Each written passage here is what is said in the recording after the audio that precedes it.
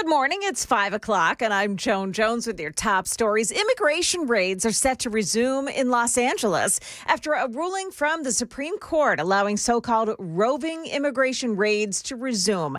They had been put on hold by a lower court. A federal judge found the tactics used were unconstitutional, saying agents were detaining people without probable cause based on their race, accent, and line of work. But the Supreme Court saying demographic realities in the region justify the agents' actions. Justice Sonia Sotomayor dissenting, writing, "We should not have to live in a country where the government can seize anyone who looks Latino, speaks Spanish, and appears to work a low-wage job." But Justice Brett Kavanaugh saying such factors taken together can constitute at least reasonable suspicion of a legal presence in the United States. ABC's Nicole D'Antonio, a Northwest high school assistant football coach, was escorted out of Friday night's game against his wishes. Coach Trey Campbell had been praying with some students and holding his Bible. He was allegedly told that if he didn't put his Bible down, he would be removed. And he was. Channel 4's Dryden Quigley. The school says there's more to it, though, writing to us in part saying, "It's my understanding that the concern was not with private prayer, but that the principal received a concern that an employee was proselytizing in their official capacity. We will investigate, and I can share more when that investigation has concluded. It is a constitutional violation for public school staff to require prayer, but they can join students in prayer if it's voluntary." In protest, some students carried their Bibles to school yesterday. A 12-year-old has been arrested in DeKalb County for making a threat against his school. Here's Channel 4's Lydia Fielder. The student got out of the car line last week, and as he was walking into the school, he told another student he had a gun in his backpack and would shoot up the school. And someone, gladly is what he said. The witness then told the teacher that. Well, the 12-year-old boy admitted to making the threat. The school resource officer said there were no weapons or threatening notes actually found. Market Numbers Report now brought to you by Beacon Capital Management, online at beaconcm.com. Here's Mike Dubusky. Buoyed by the promise of incoming inflation data, stocks closed high to start the week, with the Nasdaq hitting a new record, up 98 points. The S&P 500 also closed 13 points higher, and the Dow Jones also up 124 points. Shares of the financial service company Robinhood surged nearly 14% in morning trading after the company announced they will join the S&P 500 starting September 22nd. The company riding high in 2025 thanks to the popularity of cryptocurrencies and an all-time high stock price. PNC Financial announced they plan to purchase the Colorado-based First Bank for $1.4 billion, expanding the mid-sized institution's reach to the Centennial State as well as parts of Arizona. This purchase puts PNC closer in size to its rivals like Capital One and U.S. Bank. Mike Dubusky, ABC News. And we've got stock futures mixed right now. The Dow futures down 7, but the Nasdaq futures gaining 45. S&P futures are up 6 points. That's the latest news. Stick around. We've got your traffic and weather ahead. I'm Joan Jones, WTN News.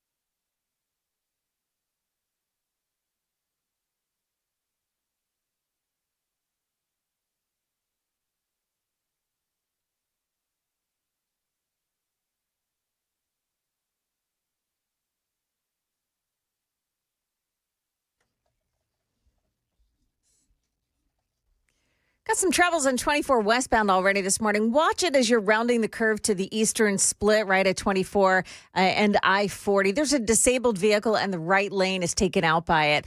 And there is some construction work. It's paving going on 40, the westbound lanes at the airport this morning at Donaldson Pike exit 216B. That is maybe causing some delays as well. Traffic every 10 minutes every morning on Super Talk 99.7 WTN.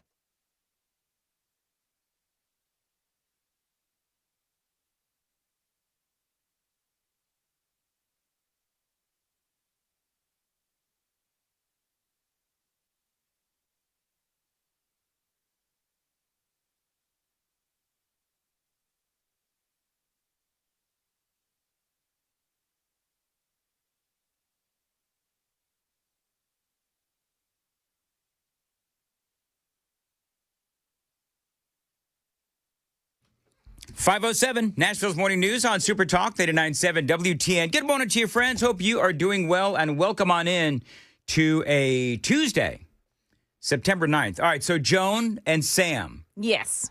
Have you or do you care that there is now the official, apparently, Donald Trump birthday message to Jeffrey Epstein that has supposedly been released? Do you care about that? Does anybody care? I want to hear more about it, but my give a crap on some of this stuff is just zero. It is gone. But here's the headline from the Daily Mail, because now Bill Clinton's involved. What? Uh-oh. Yeah. The headline from the Daily Mail: Bill Clinton's birthday letter to Jeffrey Epstein praising his childlike curiosity. Oh, my ick. It is revealed, along with the creepy drawing of the billionaire pedophile. So if you're watching on Super Talk TV, you can see the image of Bill Clinton's message to Jeffrey Epstein. And so that has been released, and we'll get into, Donald Trump's as well. His supposed, and by the way, all of these are alleged, but the Clinton letter, they say, like the alleged Trump materials, were put out by the House Oversight Committee on Monday. Clinton wrote a single paragraph wishing Epstein well for the birthday gift organized by his right-hand woman, Ghislaine Maxwell, in 2003. This is what Bill Clinton supposedly wrote. It's reassuring, isn't it, to have lasted as long across all the years of learning and knowing, adventures, and illegible. Help me. Illegible? Illegible. Thank you, Joan. Illegible word. And also to have your childlike curiosity, the drive to make a difference, and the solace of friends, read the message scrawled in Clinton's handwriting. So the part about the childlike curiosity is just, you said it, Joan, it's a little creepy. And it's all of Bill Clinton's message. It's all in Bill Clinton's supposed handwriting, right? So I don't know. I don't have any reason to believe that's not Bill Clinton and his, signature and his writing. It looks like what we've come to know is Bill Clinton's writing. So now comes Donald Trump's, and I've got to get it queued up. Here's Donald Trump. Now, you folks, again, on Super Talk TV, you can see it there. And for Trump, most of this is typed out. We've told you about this before, right? Now, this is where my clear hypocrisy comes in. So I will fully admit that the haters out there are going to be like, oh, Mandis, you're such a hypocrite. So you believe that it's Bill Clinton's actual message, but you don't believe that that is Donald Trump's actual message. Well, here's the reason why. Number one, because Bill Clinton's message, it is all handwritten in Bill Clinton's handwriting. Now, I will fully admit that that very well could be produced by AI. I have no idea. But Donald Trump's is all typewritten, with the exception of the very famous Donald Trump scrawl. You know what I mean? His signature. And the whole thing is so weird. Again, it doesn't make any sense to me, whatever. But you do see, and if you're watching on Super Talk TV, you can see it, the outline of a woman's body. And it says, and we've talked about this before, voiceover. There must be more to life than having everything. Donald, yes, there is, but I won't tell you what it is, Jeffrey, nor will I, since I also know what it is. Donald, we have certain things in common, Jeffrey. Jeffrey, yes, we do. Come to think of it, Donald. Good Lord, this is, I'm having a hard time reading it. Joan, are you able to see that? Sam, you've got better eyes than I do. Apparently, I'm having a hard time seeing it. It's not my eyesight. It's kind of, I don't know, faded or whatever. I don't know if you guys can read it. I think the segment's going really well so far. Where did you leave off? I found it. 3/4 of the way down. We have certain things in common, Jeffrey. Jeffrey, yes, we do, come to think of it. Donald, enigmas never age. Have you noticed that? There you go. Jeffrey, as a matter of fact, it was clear to me the last time I saw you. Donald, a pal is a wonderful thing. Happy birthday. And every day be another wonderful secret. There you go. Okay. See, all right, so you're having a hard time with it too, and you're a 4 eyes, Sam. So, anyway. I prefer the term enhanced vision. I'm sorry, enhanced vision. There you go. And it's got, all of that is typed out with the exception of Donald Trump's, again, his signature. So, both of these, Clinton's and Trump's, could very, very easily have been faked. I don't know. Donald Trump's thing, it's weird, whatever. Again, I don't even know. Trump denies that that is real. Bill Clinton, I have not seen that Bill Clinton has come out and denied that his message is fake or real. Have you seen anything, Sam or Joan? Or No. Super Texters, have you seen that Bill Clinton has come out and denied it? No, but I am seeing that Carolyn Levitt, the press secretary, said the latest birthday piece published by the Wall Street Journal proves this entire birthday card story is false. They're saying that not only did he not draw that picture of the body shape, but he also didn't sign it. That's not his signature, they say. Okay, So, whatever. Yeah. As someone that has a copy of his signature at home, that doesn't look like it. You have a copy of Donald Trump's signature at home? When we started sending wedding invitations out, we sent one to Mar-a-Lago.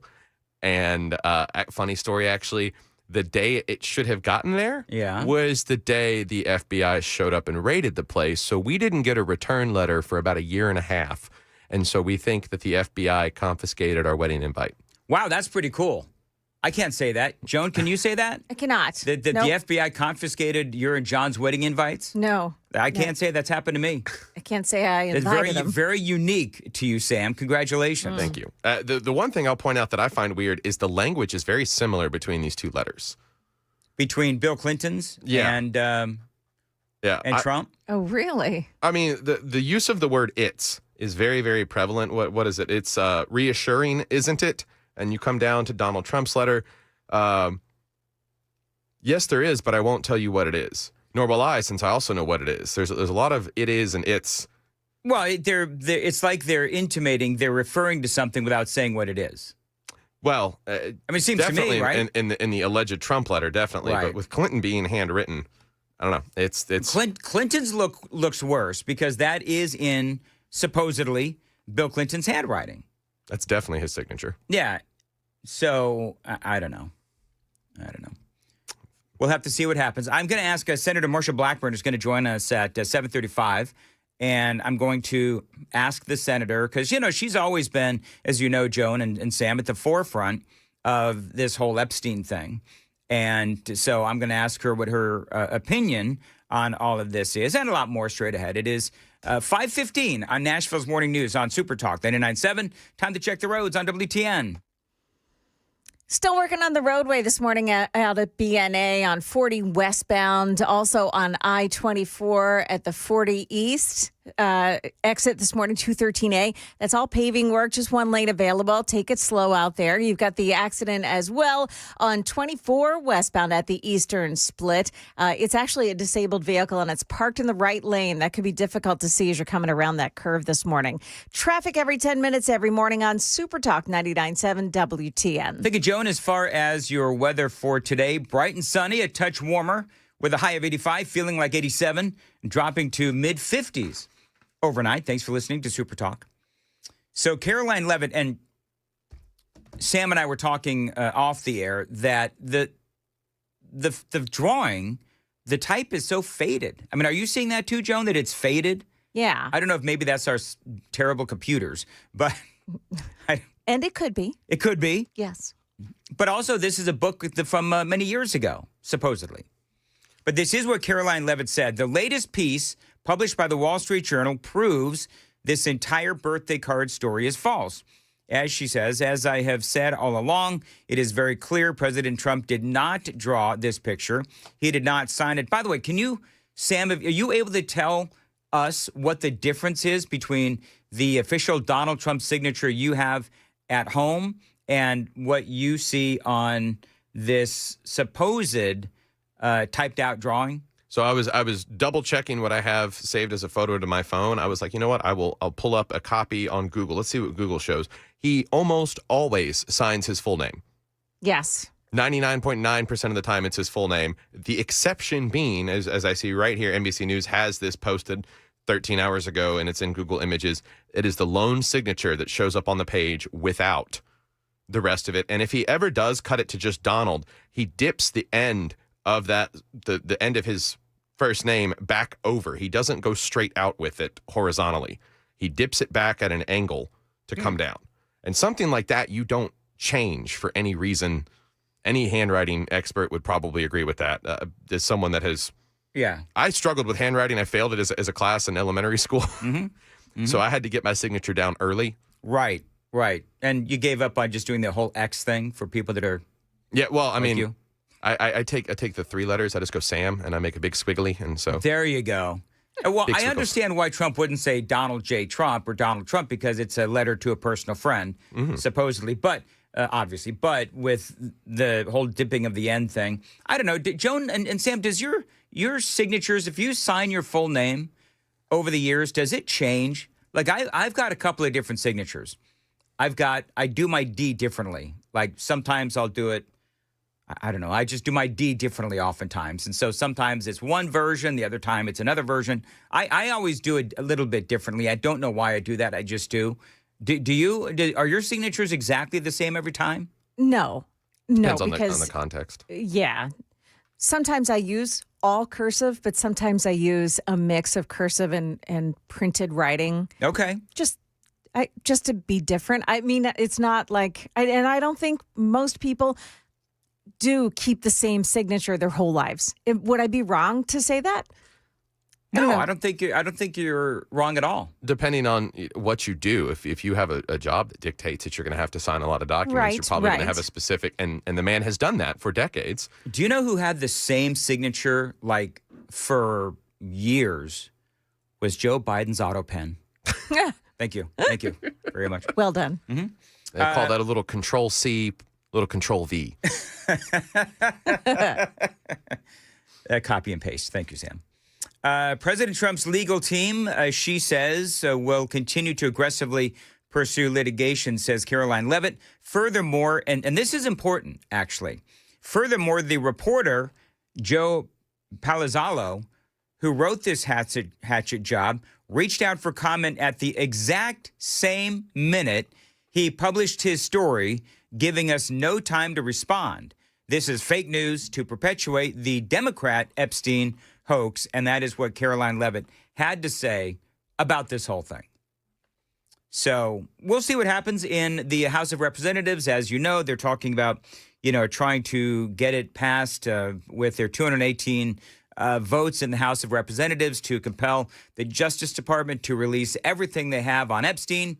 Then it has to go to the Senate, and there's a lot of thought that the leader of the Senate, John Thune, he will block that vote. So we'll have to see what happens. That is, though, what I'll ask Marsha Blackburn out. Senator Marsha Blackburn coming up at 7:35 on Super Talk 99.7 WTN.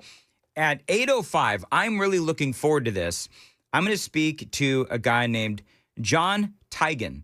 Now, he's otherwise known as Tig, and he is going to tell us about, number one, Benghazi and his role in the whole Benghazi debacle.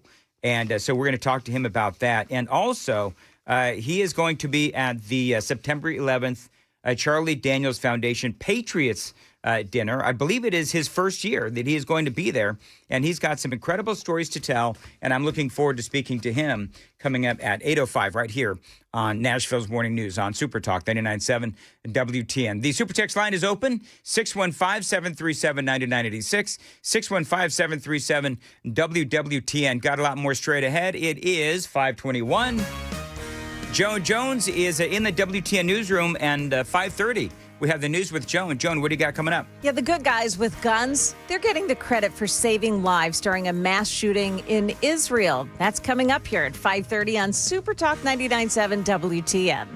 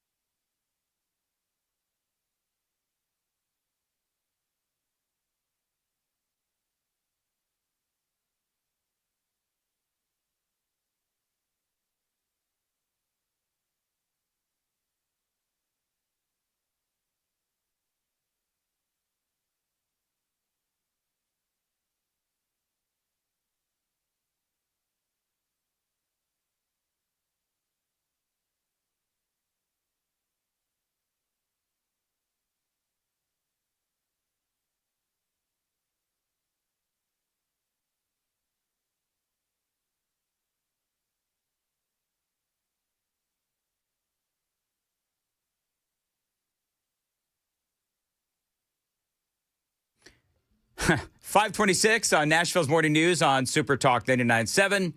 WTN appreciate you being here. And Joan, you should have heard off the air, Sam and I trying to go through how to spell or how to say that word illegible. Correct. Okay. Oh, my goodness gracious. It was a comedy of whatever. And you may have, if you were listening very closely, you may have heard my brain go, hey, Sam, can you bring my audio up, please? Or how to say that word, illegible. Correct. Okay. What's happening? Why do I hear myself? Oh, my God. All right. So I heard myself. So let's take us out of YouTube mode, whatever that is. All right. So you just have to mute it. No, I don't know what's happening. Hold on. All right. Here we go. Somebody had YouTube up in here before I came in. All right. So anyway, hey, Joan. So Sam and I were talking about how to say illegible. Illegible. Mm-hmm. And you could actually hear my brain just dying on the vine. And I even said to Sam, I said, how is it I've been in broadcasting, Joan, 40 years. 40 years. And somehow I can't say a simple word. Illegible. Well, it's I can say it now. In the morning. You probably haven't had your coffee yet. Well, and Sam had a great point, Sam. In my defense, what did you say? You said it doesn't help that it was in cursive. Yeah. So I saw quasi cursive. I saw all this, all of these L's, illegible. And I just... It's still the same word. Thank God for Joan and Sam to help me pronounce the words that this 40-year Marconi-winning broadcaster somehow cannot say. It is really stunning when you think about it. Illegible, authoritarian. Yikes. Sam, hit him with the big words. You're still on quadruple, triple probation, So, we can just, kind of make your career go at any time. So you just keep it up, young man. Supercalifragilisticexpialidocious. Supercalifragilisticexpialidocious. Bite me. How'd you get that one right? Bite me, jerkhole. What? Because the movie's been around for decades. Damn, hold your tongue, jeez. I just call him a jerkhole. Is that wrong? You bite me? Well, what's wrong with that? There's nothing wrong with any of that. Is there? Bite me and jerkhole? Bite me, jerkhole? Hello, super textures. There's nothing wrong with saying bite me, jerkhole. That's my career going down the tubes. All right, it is 5:30. Nashville's Morning News on Super Talk 99.7 WTN. Super text line is open, 615-737-9986. 615-737 WWTN. And people are saying that they, too, have Donald Trump's signatures. So, yeah, if you say, do you know whose signature I have? Who? George W. Bush. I've got George W. Bush's signature somewhere because way back when, I forget for what reason, but we sent a card into the White House. My ex-wife and I sent a card into the White House when W was in office. It had something to do with our son, and he sent a birthday card back for my son. Wow, that's nice. W did it, sure. Now, I'm sure that it was auto pen, of course. But that's the appropriate use of auto pen. Listen, the Red Eye guys were talking about it. The Red Eye guys were talking about the appropriate use of auto pen is like cards and proclamations and that kind of thing. But, for like really important stuff, you've got to have the president actually sign it. And of course, we know that in the case of Joe Biden, his brain had gone. So they had to use auto pen for everything. It is 5:30 on WTN.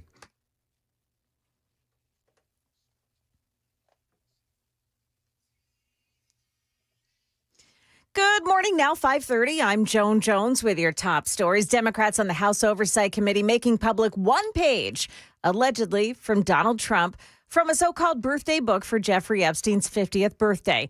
Republicans and President Trump, however, say it's easy to see that it's not from him. Here's ABC's Catherine Falders. They are pointing to the signature on the page. They're saying, well, that's not his signature, and posting images of other signatures that they claim appear to be different than this signature. Then the White House press secretary posted and said, this proves that the story about this birthday book really isn't true and doesn't exist. But I will be interested to see how that defense holds up in court, given there's litigation on this. Yeah, that litigation comes from President Trump, who filed a $10 billion defamation suit against the Wall Street Journal for its reporting on that letter. The House Oversight Committee subsequently released the entire book with letters from others, including former President Bill Clinton. New information about the bus stop attack in Jerusalem yesterday that led to the death of 6 people. ABC's Ian Pannell says good guys with guns are being hailed as heroes. It was only thanks to the bravery and the rapid intervention of an off-duty Israeli soldier and other bystanders. A lot of people who serve in the military are supposed to carry their weapons even when they're not on duty in Israel. They intervened and they killed the 2 attackers. Meantime, this morning, Israel has issued an order for all residents of Gaza City to evacuate, saying the Israeli military will operate with great force within the city. On social media, saying staying in the city is extremely dangerous. That is the latest news. We've got traffic and weather ahead. I'm Joan Jones, WTN News.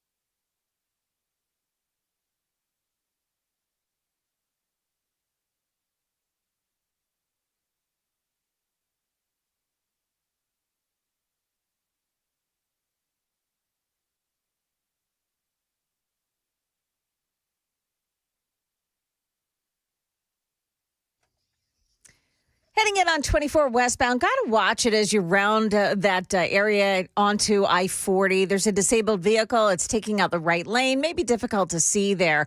Also, still paving out at the airport on 40 westbound and on I-24. 40 eastbound at 213A this morning. Just one lane open in that spot. Traffic every 10 minutes every morning on Super Talk 99.7 WTN.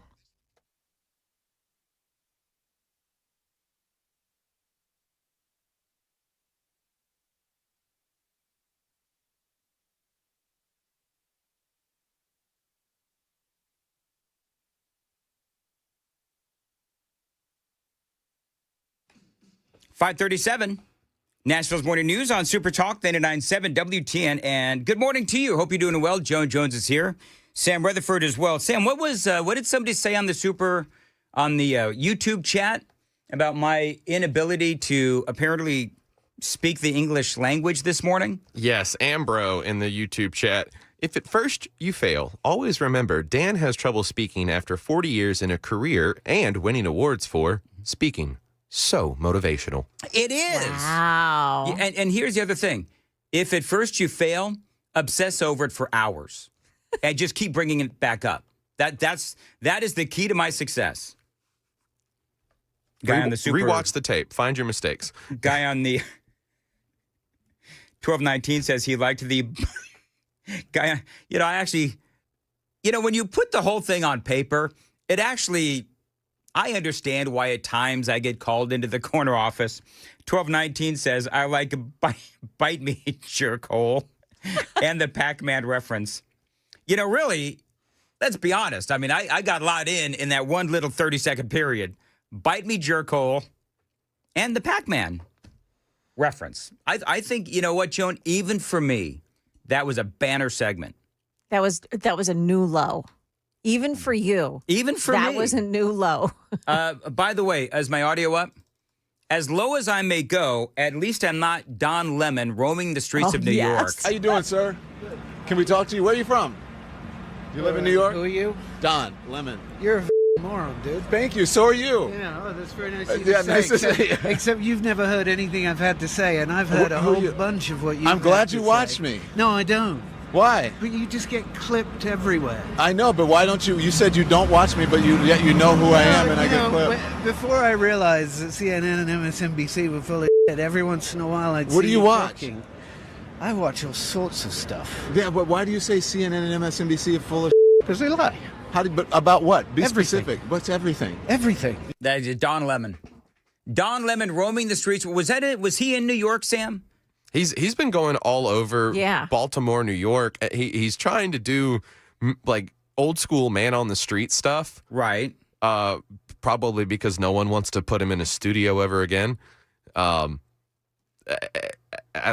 don't get it. I guess he's desperate for the attention and the popularity that he once had. Do you know what's interesting is like Joy Reid, Don Lemon, the two of them, I've actually been curious, although some people could say the same thing about me, but how in the world have they been so popular for so many years?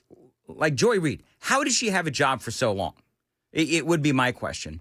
Because it's the zoo factor. The zoo factor? Yeah, getting to look and like watch like something you don't see every day, or just, like driving by a traffic accident, just staring at the stuff that's like, wow. Okay. Like, rubbernecking. Rubbernecking. Like watching the wreck. Yes. Okay. Because I mean, I agree with the guy who very eloquently said that Don Lemon was a effing moron. And I think everybody understands that. Even though it does understand that. Even the ladies that worked with him, remember when this much heralded change where they put Lemon in morning drive on CNN, not morning drive, but whatever you call it, in the morning on CNN. And I think the ladies that worked with him actually agreed that he was a blanking moron. Don Lemon. So now he is trying to make himself relevant again. And I don't know, that guy said it, you get clipped all the time. And you know what the bottom line is when it comes to Don Lemon? I don't know, is he making any money doing these little, web things that he's doing on social media? Because I don't know how he would make a living doing that, except of course he gets paid by the views or by the downloads or whatever it is. But other than that, I don't know how relevant Don Lemon is. I mean, I don't care about what he says. Do you, Joan?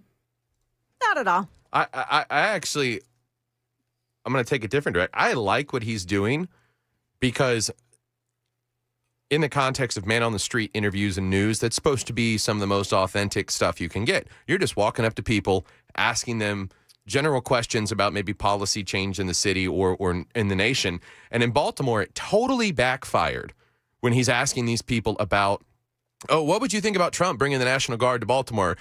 Everybody he talked to in one clip I saw was just, oh, please bring it. That's, I mean, honestly, that's what I've said. That's what everybody has said, which is, hey, let's remember that the real people of Chicago want the National Guard to come in, which, by the way, that has begun. We'll talk about that coming up in the 6 o'clock hour. I've got a big segment on that. But I think that you're right, and you don't get as authentic as that as a guy calling Don Lemon an effing moron. But you know what? If you who is it, Joan and Sam? Who is it you have the least amount of respect for? Like if you saw Joy Reid, if I saw Joy Reid out on the street, as they say, like out in the wild, that's what people say. If I saw Joy Reid out in the wild, and she came up to me and wanted to do some sort of a man on the street kind of a thing, would I do that to Joy Reid? In person, not, anonymously on social media or whatever. Would you have the guts to say to whoever you have the least amount of respect for that you think they're full of crap and an effing moron? I know that I would. So Joy Reid is in a different category because she's supposed to be opinion journalism, I guess, or she's an opinion person. Right. My disrespect is largely for those in the news media who, claim themselves to be straight down the middle. They're respected. Jake Tapper. There Nora O'Donnell. Yes. There's your examples. Kirsten, what's her name? Welker. Kristen Welker. All of those that, they carry this air about themselves, and they're really nothing but hacks. They're really nothing but Joy Reid in a dressed up suit. Mm-hmm. So if you saw them out in the wild, absolutely, you would tell them off. I don't know if I'd tell them off. Oh, I would. Like if I saw Joy Reid, I would say that she is absolutely full of crap, and she has been for years. Yeah. Because you have to be. I'm going to say this.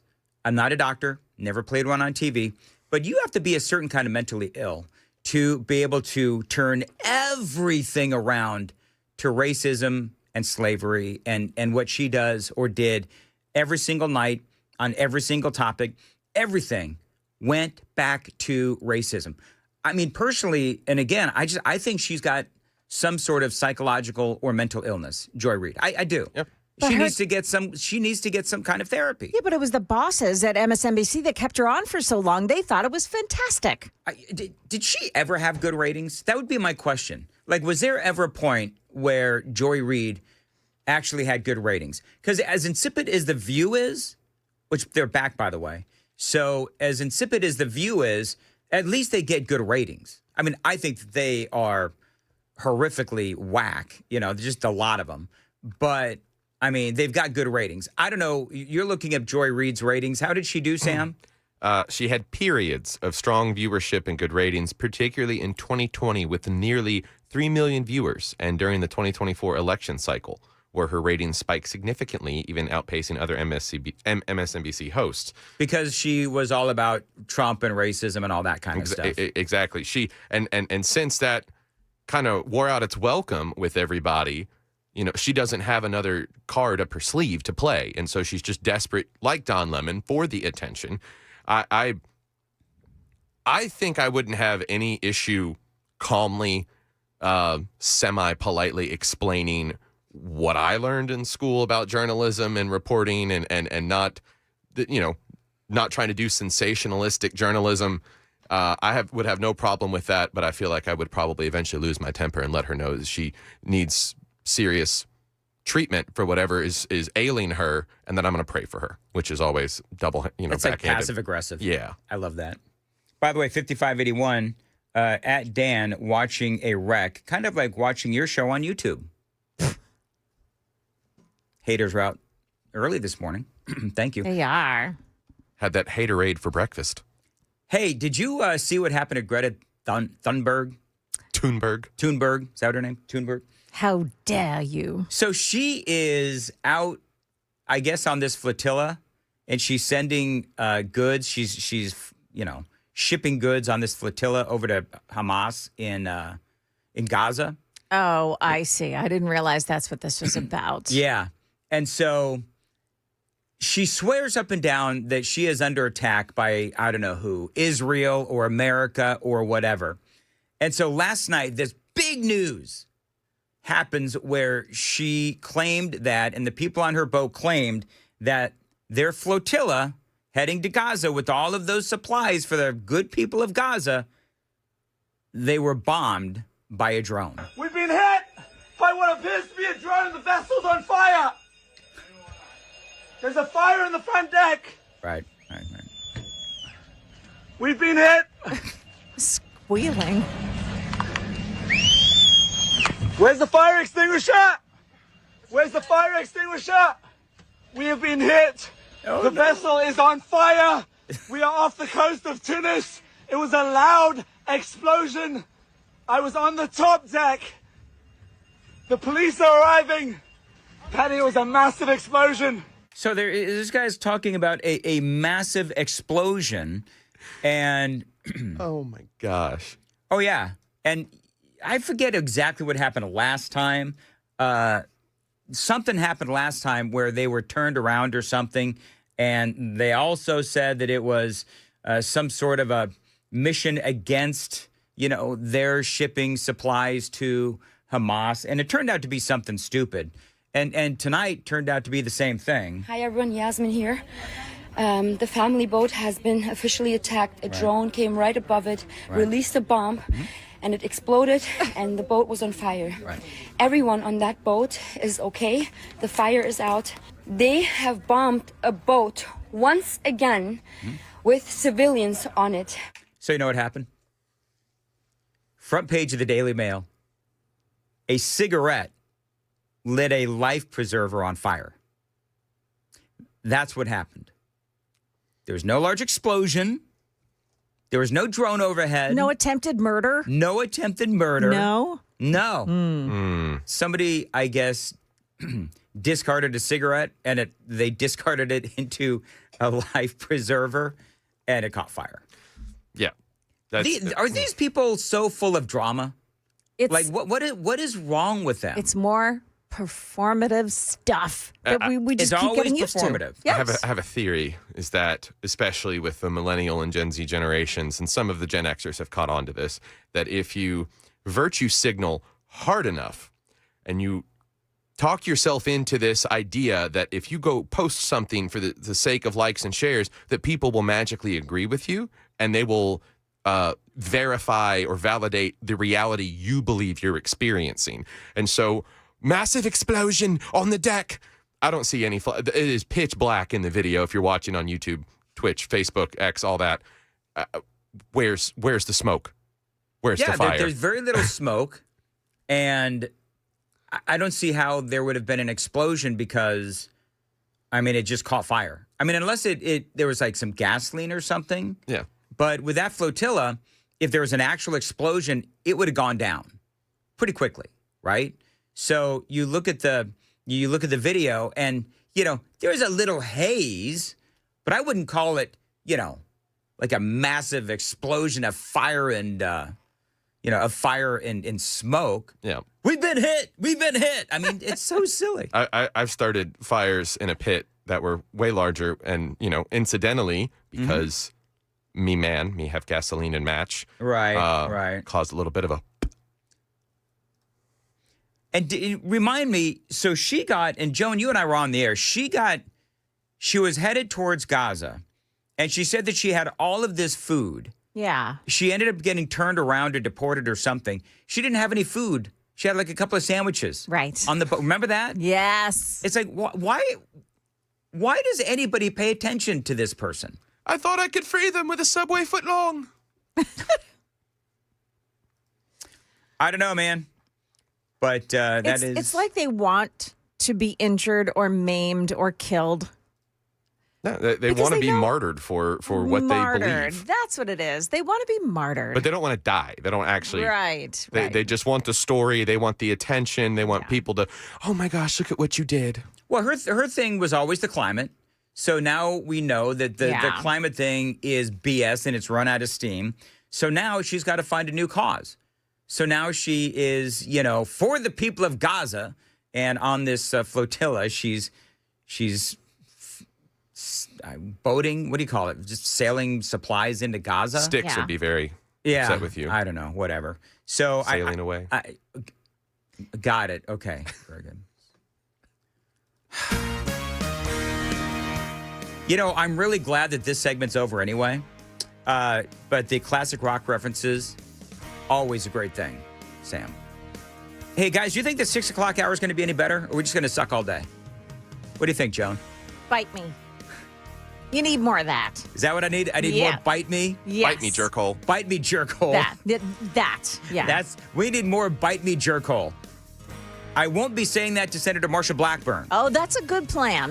Nope. Yeah, I'm not going to do that. She'll be joining us at 7:30. I'm surely not going to be saying that to Benghazi veteran John Tigan, who will be joining us at 8:06, because I'm going to see him at the Charlie Daniels Foundation thing on Thursday, September 11th. And I'm pretty certain, even though he's no longer in the military, he could kill me with his pinky finger. He could fold you up and make you bite your own jerk hole. He probably... All right, moving on. 5:53. What's going on, Joan? Whew. Ice on the ground in Chicago, and it's ramping up its raids. Also, what they're doing in Mount Juliet to take out the bad guys. Stick around for that and more coming up at 6 o'clock on Super Talk 99.7 WTN.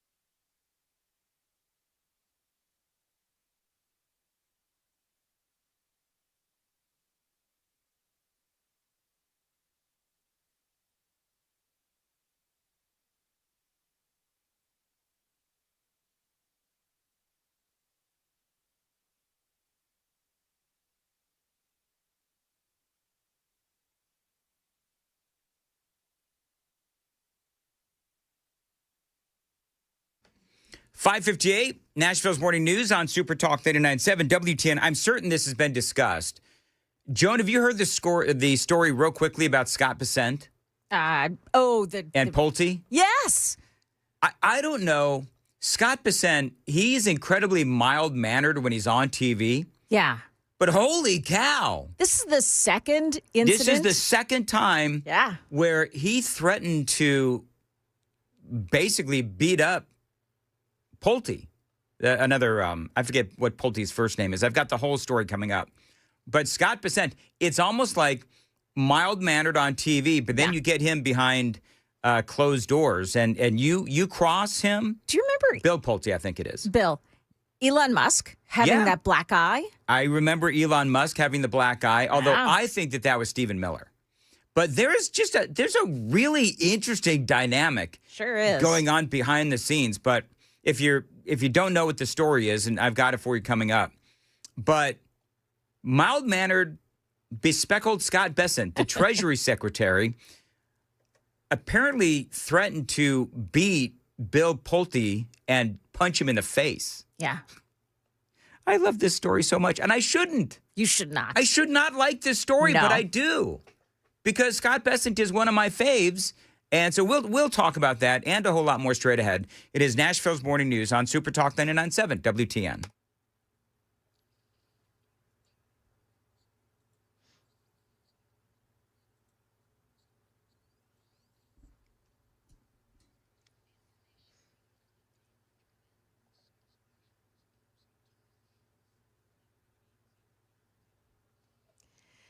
Good morning, 6 o'clock. I'm Joan Jones with your top stories. Another nice morning in progress. It's 57 degrees this morning, but a little warmer again today. We'll get up to 86 degrees. More with Stefano right after the news. ICE raids are intensifying in Chicago, but so far there are no National Guard troops in sight.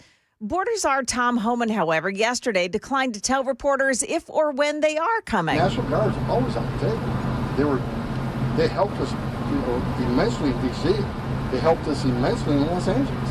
So they're always on the table. And as far as National Guard, they've helped every administration. Yeah, also the Supreme Court ruled yesterday that ICE raids in California are not discriminatory or profiling, and they can resume. A couple of murder suspects behind bars this morning, thanks in part to some Mount Juliet residents and the city's MJ alert system. Here's Deputy Police Chief Tyler Chandler speaking to WSMV4. When our public can get a text in real time directly from their police department about exactly what we are looking for, that just enables everyone else to be on the lookout. And when these individuals are spotted, our residents can call 911 and quickly let us know. Yeah, with the text alerts, some Mount Juliet residents called police to report that they saw the suspects running through their backyard. They were later taken into custody. Market numbers brought to you by Beacon Capital Management, online at beaconcm.com. Here's Jim Ryan. The NASDAQ Composite opened its week with a new record high, posting a 0.5% gain Monday. The Standard & Poor's rose 0.2% on the day. The Dow Jones picked up 114 points to close at 45,515. High interest rates and high prices have chased potential home buyers out of the market. That may be helping the buyers who are left behind. Analysts say some sellers are starting to make concessions, pushing median home prices down in some metro areas. For retirees, the upside of rising consumer prices may be rising Social Security benefits. The early estimate is for a 2.7% cost of living adjustment for beneficiaries in 2026, about $50 per month. Apple takes the wraps off its latest devices to date. The star of the show could be the rumored iPhone Air. There's been talk in the industry lately about a slimmed-down phone that follows the lead of Apple products like the MacBook Air. Jim Ryan, ABC News. Dow futures down 23 right now. The NASDAQ futures plus 40 and the S&P futures are plus 4. That's the latest news. Stick around for traffic and weather next. I'm Joan Jones, WTN News.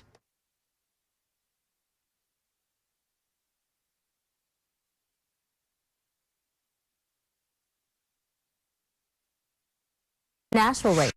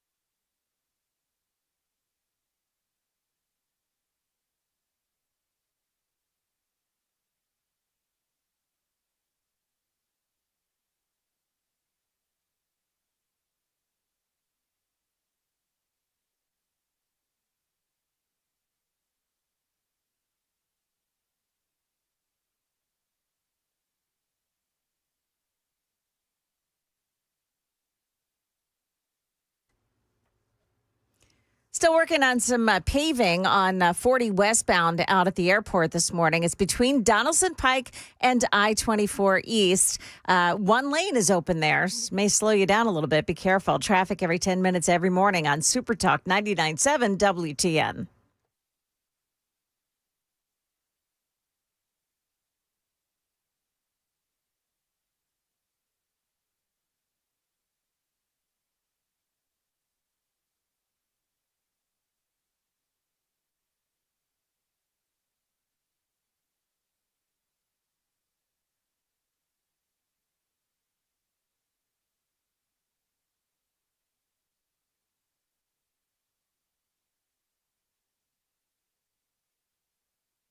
.606 on Nashville's Morning News on Super Talk 99.7 WTN.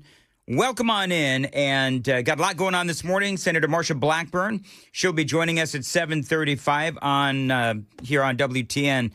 And a guy by the name of John Tigan, otherwise known as Tig, he is going to be joining us at 8:05, and he's got some amazing stories to tell about Benghazi, and he, of course, is part of the Charlie Daniels Journey Home Foundation Patriot Awards dinner that is coming up this Thursday. I'm going to be there. Matt Murphy is going to be there as well. Cannot wait. I'm going to tell you all about it here in the next few minutes on Super Talk 99.7 WTN. So this is the story that Joan and I were alluding to, the story of Treasury Secretary Scott Bessent and FHFA Director Bill Pulte. And apparently they almost, they came this close to getting into a brawl. So word is they had dinner last Wednesday, and it was called a cocktail hour dust-up at this executive branch club. And so this executive branch club, you know, one of these highfalutin places where important men and women can, you know, talk about important things, and the media is not there. Well, Politico is now reporting, and this is, I guess, 5 different sources are saying that Bessent was told by another cabinet member that Pulte was trash-talking him to President Trump. And so Bessent went up and told them, why the blank are you talking to the president about me? Blank you.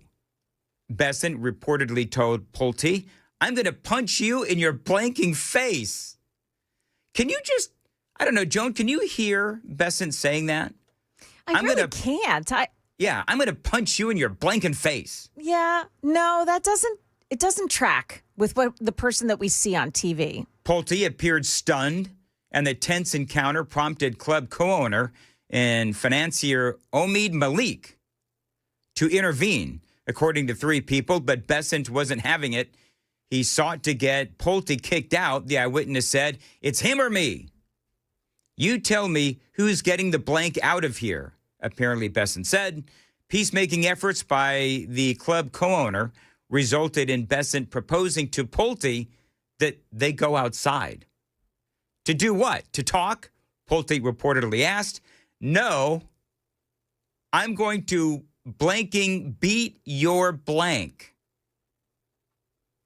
Bessent replied per Politico. So Pulte is obviously, no fight actually happened because Pulte apparently wasn't willing to go outside with clearly an angered Scott Bessent. But Bessent did threaten to beat his blank. Malik eventually separated the men and seated them at opposite ends of the table during the dinner. According to Politico, all parties declined to comment to the outlet, according to the Huffington Post. That's kind of funny, actually. You think it actually happened? That's too random to be made up. Now, listen, did you not have enough of this during the last administration?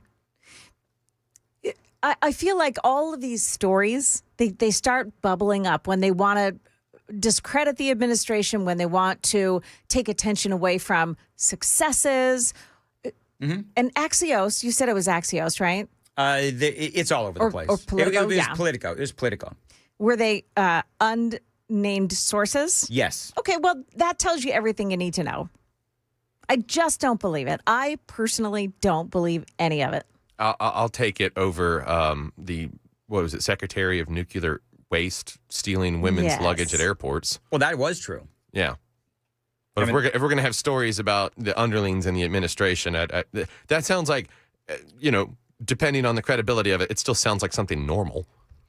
See, I think this happens more often than not in administrations. I mean, you have a bunch of type A personalities in a very tense, high-pressure situation, and Pulte and Bessent, they disagree apparently on a number of things. So they're working on, a lot of economic stuff, housing things, and apparently they do disagree on some stuff. And so with Pulte, supposedly, and I wouldn't put it past anybody to go to the president and trash talk other cabinet members to them. That kind of stuff happens all the time. It happens in workplaces all the time. You ever been in charge of people? You two haven't. I have. I've been managing people for 30 years. You always get people coming and trashing other people. Mm-hmm. And it's something that you have to manage as a manager. And I don't know. I've been in the middle of 2 Waffle House servers ready to scratch each other's eyes out over tips. So yeah, I mean, I don't know. You know what? You want to do this as a poll, a Daily Dan poll? Do you believe that Scott Bessent actually threatened to beat up, Bill Pulte? But here's the thing: I don't necessarily know if this is a bad or negative story, Joan, because I think that this is typically what happens behind the scenes. By the way, have you ever heard of Shermichael Singleton? No. Okay, Shermichael Singleton is a commentator on CNN. This is what he says about the whole thing. Listen. What do you make of it? I mean, look, I like Bessent a whole lot more because if you're working with a colleague and the colleague's going to the boss and bad-mouthing you and talking crap about you, then you need to go and check that guy and say, what in the F are you doing? Like, we're both trying to do our jobs and execute very well to bring to fruition the president's agenda and the American people who voted for him, and yet you're trying to jockey for power by talking trash about me. Mm-hmm. So like I think most guys would go to another guy and say, cut this BS out or we're going to have a problem. And Bessent handled it like a man, and I personally respect him for it. There you go. So listen, again, have you not had enough of the stories that there's chaos within the Republican Party? It's just another one of those, just another means of creating a story around the Republican Party and chaos. President Trump's team, that there's chaos. They do it all the time. They do it all the time. All right. So did we put it up on the poll? We did. How did we word it? Go take the poll, friends. Do you believe Scott Bessent actually threatened Bill Pulte? All right. And trending towards no right now. People are saying no? It didn't happen? Yep. Okay. 62% so far. All right, go take the poll. I think it did happen. Sam, do you think it happened, yes or no? I tend to think it would. I think about my own, faculties of how I would handle something in that aspect. And like you said, high pressure job. I took an understanding of how stressful working for the federal government was in that capacity, watching Obama age 15 years for 2 terms. And so I imagine the pressure combined with you want Trump's approval, you want Trump's endorsement, it's going to drive you. And I've read about Trump's managing style and where he likes that give and take. He likes that conversation. Now, obviously, he doesn't like people threatening to beat each other up. I think the funny part here is just that it's mild-mannered Scott Bessent. Like, I think that's the funny part. The Yale graduate. The Yale graduate. Well, he's gay, and so that kind of plays into it as well. I think it's just funny. Like, I guess I find it more funny than, Joan finds it a little more outrageous. I just find it funny that he's threatening Bill Pulte, and Pulte wouldn't go outside. That's the other thing. Pulte wouldn't go outside. They've been working on various projects together that might be part of what's going on here is a bit of a turf war. Because if you think about the Trump administration, any job, you take politics out of it, but any job, you've always got people sort of angling for a position, right? They're always doing that. From Politico, Wednesday's dust-up also wasn't the first time Bessent has gotten into an altercation with a fellow Trump official. In April, he confronted Elon Musk just outside the Oval Office, according accusing the tech mogul, then running Doge, in a profanity-laden tirade of going behind his back to secure his chosen candidate, Gary Shapley, as acting IRS commissioner. Bessent was pushing for another guy, Deputy Treasury Secretary Michael Falkender, to get the job, and eventually Falkender got the job and then left the job 5 months later. So I don't know. I think you got a lot of guys with big egos, type A personalities, big bank accounts. Again, everybody is jockeying for power. And so Bessent, I think that he's got some bite in him. And if this is true, that Pulte was going behind his back, well, again, that is office politics. Where's the poll now on YouTube? 59, 58, 59, bouncing back and forth. Okay. On no. All right, so far I'm losing, and that's fine. It wouldn't be the first time that I've lost out on a poll to Joan. So we'll have to monitor that throughout the day. It is 6:15. Time to check the roads on WTN. For the most part, things are looking good this morning. No problems coming in on 40 or 24. No unusual delays on 65 or 440. 840 checking in accident-free. I'm Christy O'Brien. All righty, very good. As far as your weather goes, we've got bright and sunny today, a touch warmer than yesterday, a high of 85, feeling like 87, dropping to the mid-50s tonight. Thanks for listening to Super Talk 99.7 WTN. Super Text line, by the way, is open.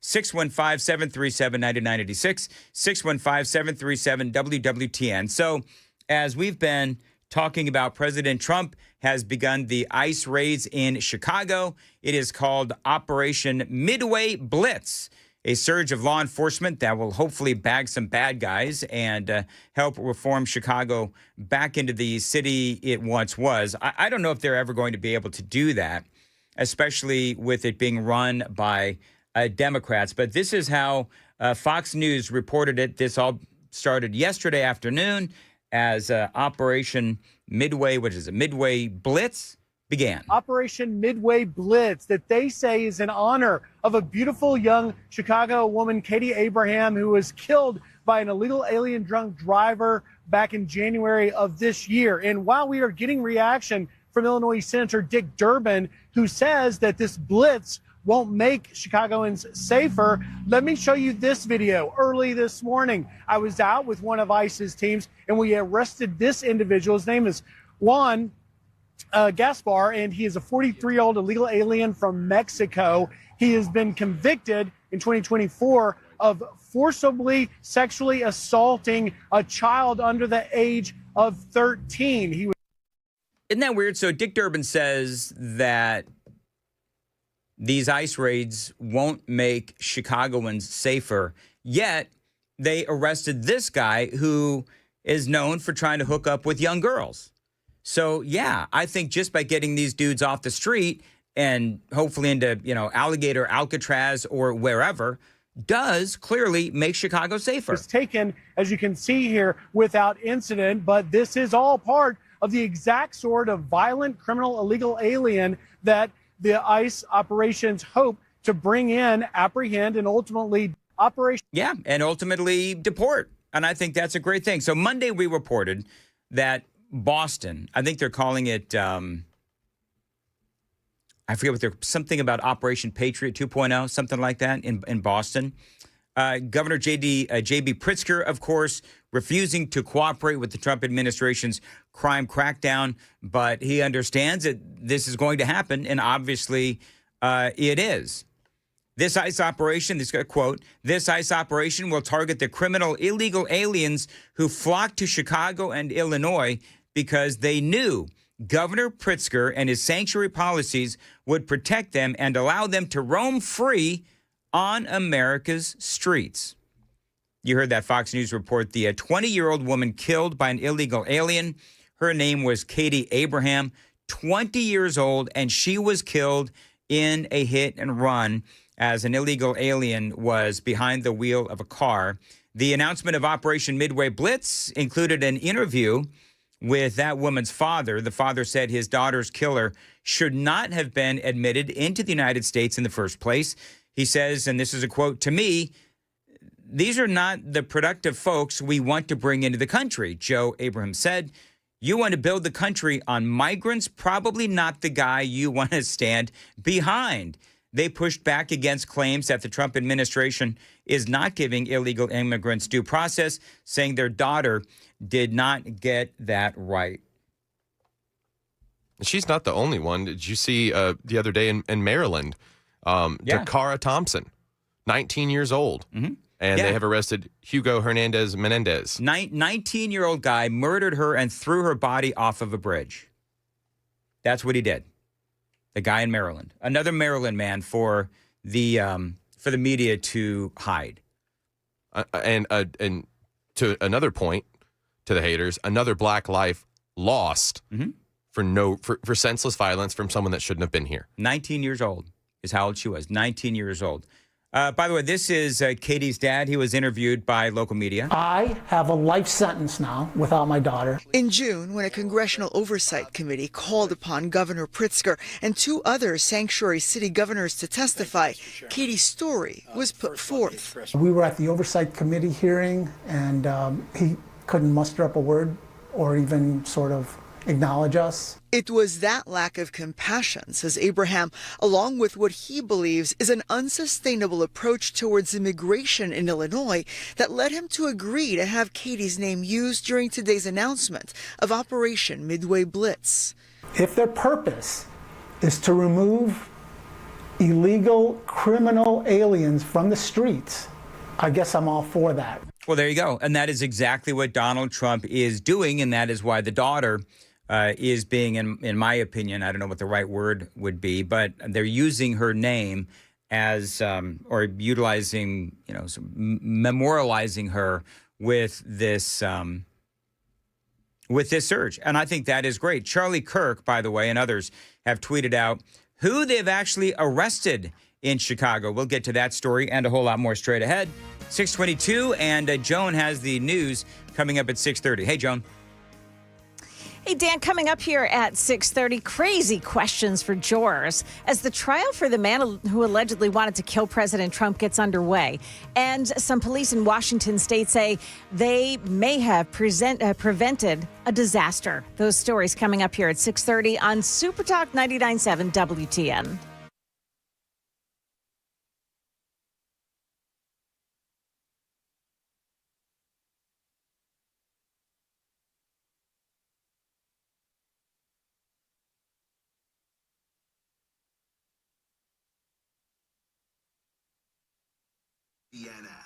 Dan Mandis here, 623. You know, the weather in Middle Tennessee can get crazy, which is why you need a backup home standby generator from my friends at the Generator Supercenter, the nation's #1 Generac generator dealer.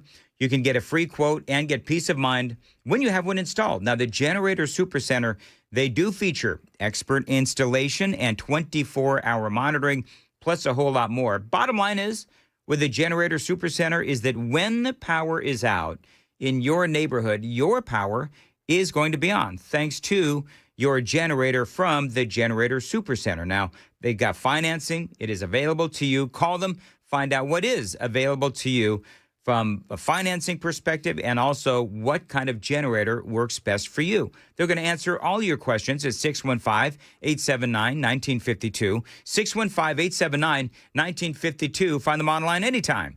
Generator Supercenter of Nashville.com.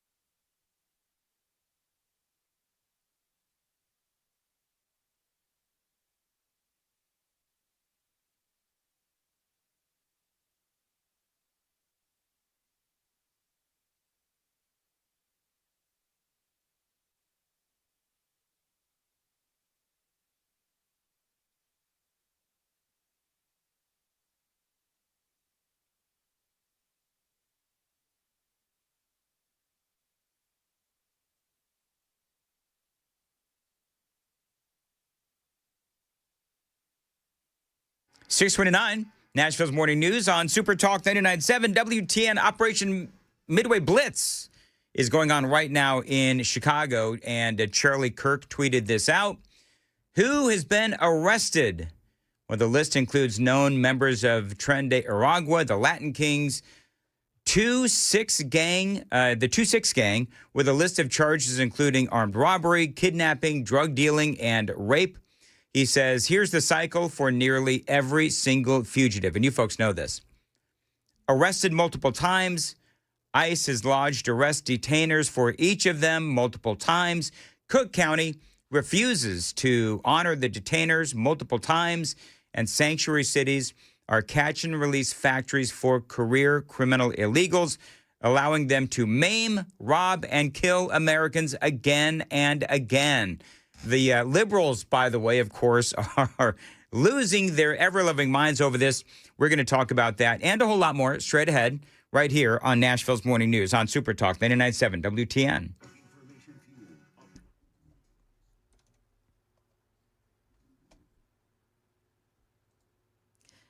Good morning. It's now 6:30, and I'm Joan Jones with your top stories. A rough start to the federal trial of the man accused of attempting to kill President Trump during his campaign for re-election last year. 59-year-old Ryan Ruth of North Carolina is representing himself as jury selection begins. ABC's Rena Roy reports. As jury selection gets underway, Judge Eileen Cannon has barred Ryan Ruth, who's representing himself, from asking most of his proposed jury questions, calling them politically charged and irrelevant, including questions about Trump's proposed acquisition of Greenland and jurors' stances on Palestine. Ruth also wanting to ask potential jurors what they would do if they saw a turtle in the middle of the road. At times, the judge cutting Ruth off and reminding him to follow the court's rule. Now, according to court filings, Ruth has requested a, quote, beatdown session with Trump and asked to compete for his life in a round of golf with the president instead of going to trial. Police in Washington state say they found 23 firearms plus handguns and incriminating messages in the home of a 13-year-old boy who they believed was planning a school massacre. The young suspect appearing in court pleading not guilty to multiple felonies. In charging documents, prosecutors say the teen had written multiple threats on social media, sharing photographs holding semi-automatic rifles dressed in the attire of past school shooters. One post saying in part, "My time is almost here. I hope I kill you all." Authorities claim in his room they found a gas mask and a backpack full of ammunition, including several AR-style magazines which had writing on them referencing mass shootings. Yeah, it's ABC's Trevor Alt reporting. Stock futures pointing up. That's the latest news. We've got traffic and weather ahead. I'm Joan Jones, WTN News. It is 6:32 on Super Talk 99.7 WTN. Dan Mandis here. I'm laughing behind the scenes, Joan. Because Are you laughing at me? No. Okay, good. No. Did you do something laugh-worthy? No. Mm-mm.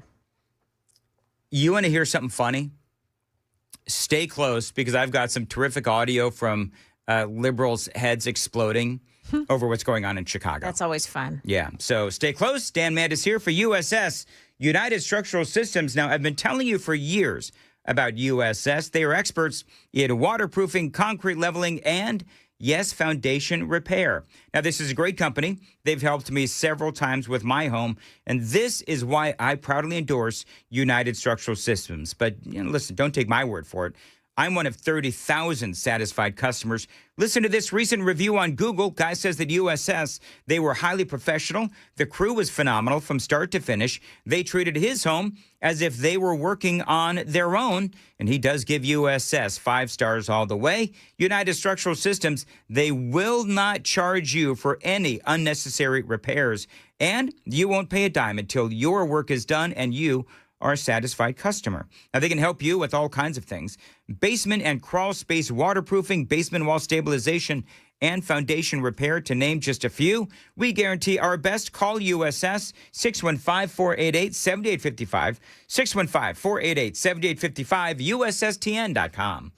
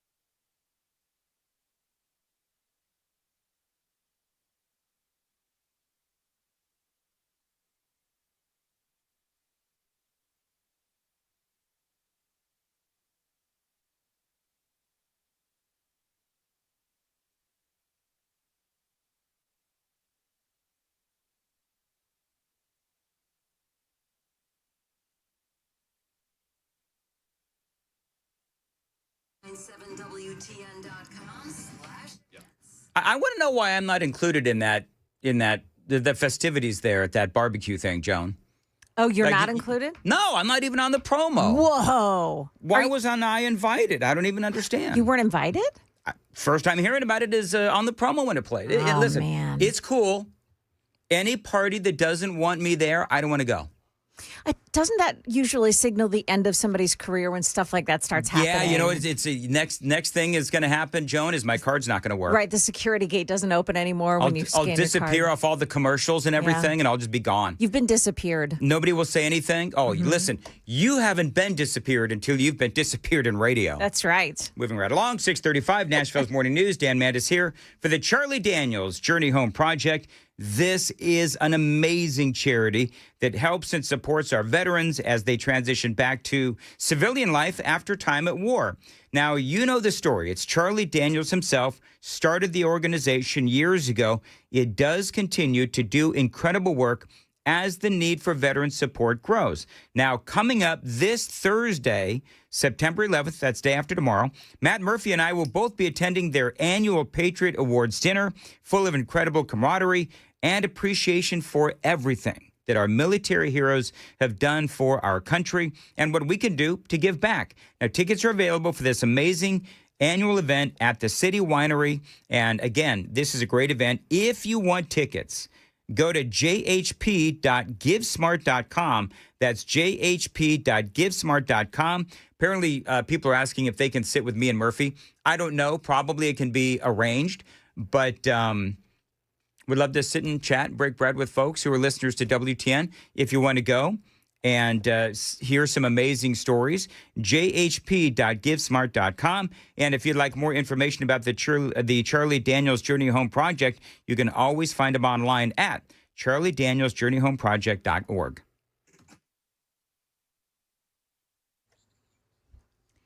Just one problem this morning. It's on Murfreesboro Pike at Bell Road. That's an accident scene this morning. Otherwise, just some normal volume delays here heading into Nashville. Traffic every 10 minutes every morning on Super Talk 99.7 WTN.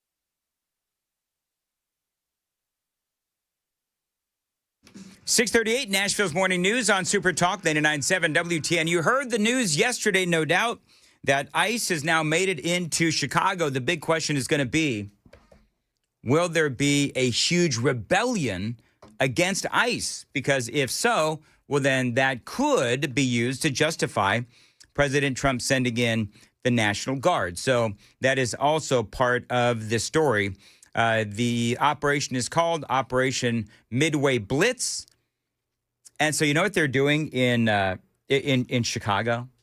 They've got all these people out there, and they've got whistles. No, sir, they got whistles. They've oh my got whistles. gosh! So when they see ICE, because you know ICE now has their new trucks, right? So the new trucks that has ICE emblazoned on, I'm assuming both sides of the trucks, I think that will draw more attention to ICE than the whistles. But yeah, this was on Fox. Because this is our #1 defense system against ICE. This is our community alert system. When ICE is in the area, we're going to be going, preep, preep, preep, preep, preep. And then when ICE actually stops and starts taking people, we're going to go, go to the whistle, form a crowd, get loud. To make noise every Wednesday at 6 o'clock, wherever they are, get a little group together, go out, have a sign, blow the whistle, and keep the whistle with you at all times. If you see ICE thugs doing something, invading a school, a parking lot, a Home Depot, wherever, right, you need to get out your whistle and blow as hard as you can. What they're doing is illegal. It's Gestapo-like, Lord. and we have to stop it. We have to commit ourselves to stop it. Wouldn't it be nice if they actually had that much enthusiasm to stop criminals in Chicago? Yeah. Wouldn't that be nice? I wonder how much that lady in particular is being paid. Oh, that lady? I don't know. And which bus she catches home Right. to, To her actual home state. Yeah, they're but yeah, they're running around. They've got their little whistles, and I've not heard of any actual violence as of yet there in Chicago. But you know what? Listen, Trump, it said that he was going to do this. He is now doing it. And honestly, it is about time. And yeah, the liberals are losing their minds. Others, though, are celebrating it. You do have the morons with the whistles. They're also, again, they're in Boston. They're in Washington, D.C. They've been talking about Chicago. They are now in Chicago. And I guess Trump is going into ICE is going back into L.A. now because the Supreme Court said that they could go into L.A. And so now ICE is ramping their operations back up in L.A. as well. What's so funny, though, is that when they say that this is not making Chicago safer, I mean, that lacks any rational thought, because if you take criminals off the street, then that is the personification of making neighborhoods safer, right? Mm-hmm. Now, here's the stupid thing. So they will sit there and the left will tell you if you take guns off the street, then that'll make the city streets safer, but they're okay with actual criminals and child molesters and armed robbers and the like staying on the street. It makes it's like, bass backwards with the liberals and how they think. Which leads me to some audio that the whistle reminded me of. Okay. And it elates me to think that ICE is going in and doing their job and making our country safer. And it just,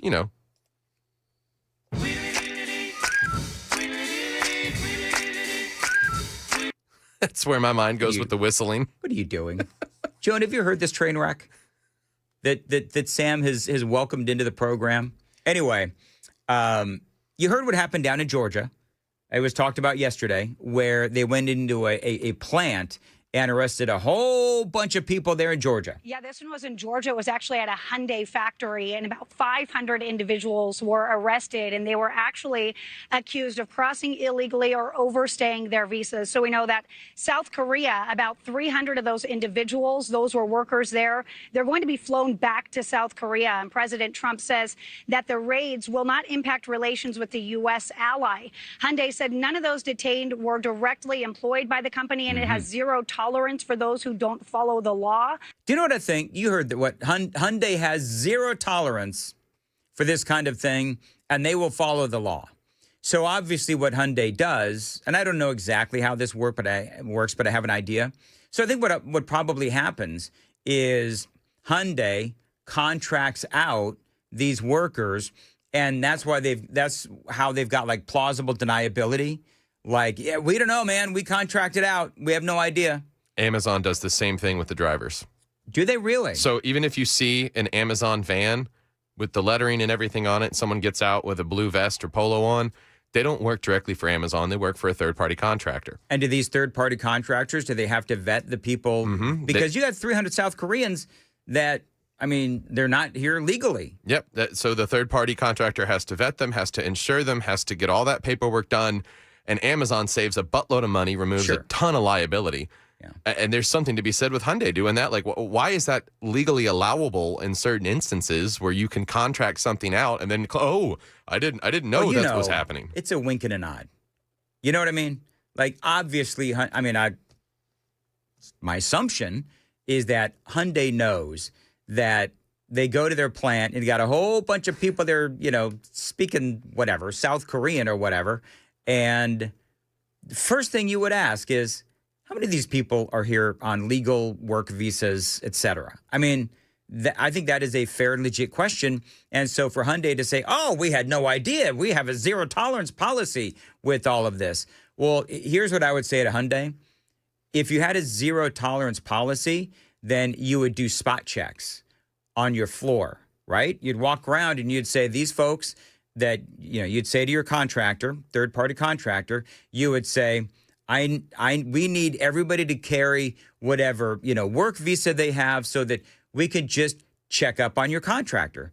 If you have a zero tolerance policy, then that is what you need to do. Hyundai obviously was not doing that. Others arrested were from Guatemala, Colombia, Chile, Mexico, Ecuador, and Venezuela, according to an immigration advocate. So there you go. That was from News Nation. It is 6:46 on Super Talk 99.7 WTN. Time to check the roads.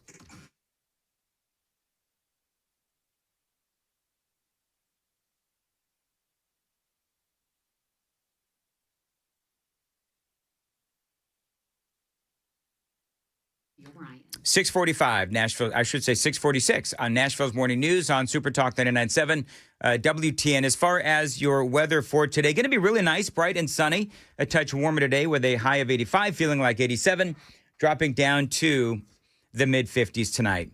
Do you know what? I just keep thinking about how all of this is playing on the national stage with all of these surges that are happening all across the country. By the way, at 7:35, I do have Senator Marsha Blackburn. She is going to be joining me. I'm going to ask her about, just so you know where we're going, going to ask her about the latest on Epstein. We've already spoken about that and the pictures from the birthday book. Those have now come out. A lot of people are saying, including the White House, are saying that the Donald Trump supposed drawing that came from Jeffrey Epstein's birthday book is not actually legit, and it is a fake drawing of Donald Trump. Whole thing, for the most part, actually everything is basically typed out, and you've got Donald Trump's signature, and you've got people who are looking at both signatures and saying, that's not actually Donald Trump's signature. So we did talk about that earlier in the program. We do have the surge that is going on. One of the things that I'm looking forward to talking to Marsha Blackburn about, Senator Marsha Blackburn about, is the fact that it turns out now that apparently Meta, they hid some of their own research that showed that some of their VR technology is harmful to kids. And so now you've got, I think, half a dozen whistleblowers that have come out and they have testified, and Senator Blackburn has a big committee hearing this morning, but these whistleblowers have come out and said, Meta, who owns Facebook and Instagram and so forth, they know that their virtual reality games and so forth, they know that this harms kids. But they spiked that research. They hid that research. And so now you, again, have some whistleblowers that have come out and said, nope, Meta knows that their products are harming kids. And that is why Senator Blackburn is on this. She's been on trying to protect kids from this online content for certainly years. And so we'll talk about that and a whole lot more straight ahead on Nashville's Morning News on Super Talk 99.7 WTN. Midway Blitz, Chicago's Midway Blitz.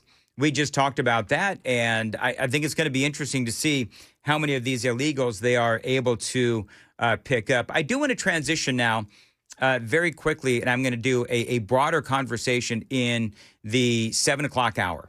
But I think this audio from Sean Duffy really personifies what I talk about, over the last couple of days, certainly over what I would call the death cult that is the Democrat Party. We spoke about what happened in Charlotte, where the woman, the refugee from Ukraine, we told you this story, big, long, horrifying story yesterday about how she was on the light rail. Guy gets up behind her, stabs her in the neck, murders her, cold blood. She had no idea that it was coming, and it was awful. And so there's a big update to the story. And I actually had Sam confirm this part of the story. As this guy was walking out, his name is DeCarlos Brown, was it? DeCarlos Brown Jr. DeCarlos Brown Jr., who, by the way, and I told you a lot of this stuff yesterday, but one of the things I'm going to ask Senator Blackburn, she is trying to stop a cashless bail. This guy was out, wait for it, on cashless bail. So we told you about that yesterday. No way. As he was walking out of the train, it is reported that he said, and the audio is there, that he said something to the effect of, Sam, I got that white girl. I got that white girl. That is what DeCarlos Brown, and there's a lot of folks here in America that are not actually reporting that part of the story, but you got that from the Indian Times, I believe. I know the Daily Mail has it as well. Interesting, we're talking about this off the air, Sam, where you have the media, you know, like, for example, the Daily Mail is out of the UK, the Indian Times. You have foreign media, foreign press, who are much better than our own media here in America at reporting American news. And sometimes they even went to school here. Yeah, and even went, exactly. So that is part of the story. Obviously, this was, according to that, a racial situation. And this is a story that, I don't know, has the New York Times, I don't know, Joan, if you've seen it or not, has the New York Times and the Washington Post and the networks, have they even started reporting on this story yet? They have. They have, good. Yes. You know, it took them weeks. They were bullied into it. Yes, they were. Clearly. But I noticed that in most of the coverage, the headline isn't that this man killed this woman. It's that conservatives are calling this out, and conservatives are making a big deal about this story. Because it is. And if the Democrats and the media, that's kind of what I said yesterday, Joan, where the media, instead of reporting the horrific crime, they're reporting it with the angle of conservatives are politicizing the death of this Ukrainian refugee. It is horrifying. I've actually got some audio, which is I gotta play this real quick. This is Sean Duffy, Transportation Secretary. This is what he said. You know, the president said these are evil people, and he's right, but it's also evil politicians, like the mayor of the city council, the DA, the governor in North Carolina. Evil people with evil policies that are actually destroying communities. So the problem, Sean, is a lot of people, like the rich liberal, they can't ride Uber, they don't have a driver, they don't have a vehicle, they actually have to ride public transportation. And public transportation has become an epidemic of violence and homelessness across the country. And so we don't have a ton of equities at DOT, but we do have money. Your federal tax dollars go to fund a lot of these transit systems across the country. Yep. And we have to look at them and say, well, maybe it's appropriate that we start pulling some of that money back, because I don't think the American taxpayer wants to pay for the homelessness and criminal element that harm little 23-year-old girls like this who are going home from work from ordering a pizza, that they're going to get stabbed in the neck. And liberals want to hide that story so you and I don't talk about it, so the American people don't know that their failed policies don't work for the American people. There you go, Sean Duffy. And listen, clearly Sean Duffy is right. And by the way, the transit systems are gun-free zones. So this, you know, if somebody comes at you like this guy did, DeCarlos Brown Jr., with a rap sheet a mile long, and he comes at you with a knife, and you are defenseless. Which it was also alleged he hopped the rail to get on the hop the fence. That's right. Yep. I forgot about that. Didn't pay for his ticket. He hopped on for free as well. All right, so I've got a lot more on this straight ahead. It is Super Talk 99.7 WTN. The Super Text line is open at 615-737-9986. 615-737-WWTN. Joan has the news at 7. Joan. Yes, so was he removed for praying with students? What happened to a football coach last weekend? Also, a dangerous Germantown intersection. Looks a little bit different today. We've got those stories and more coming up here at 7 o'clock on Super Talk 99.7 WTN. Thank you, Joan. 6:54 Nashville's Morning News on Super Talk 99.7 WTN. Vision for Life. I love these folks. They help me see better. Vision for Life celebrating 20 years of 2020. Since 2005, Dr. Jeff Horn has provided thousands of patients 20/20 or better vision. Dr. Horn's expertise and dedication have made him a leader in cataract, LASIK, and other vision correction surgeries. Dr. Horn's commitment to providing the best possible patient experience, in addition to the most advanced technologies in vision correction, has made Vision for Life one of the premier vision correction centers in the world, and it is right here in Nashville. This is where I went for my vision correction surgery, and if you're thinking about it, you've got to check them out as well. Dr. Jeff Horn and Vision for Life. Help them celebrate 20 years of providing 20/20 vision by scheduling your consultation today. 615-436-2020, 615-436-2020, online, visionforlife.com.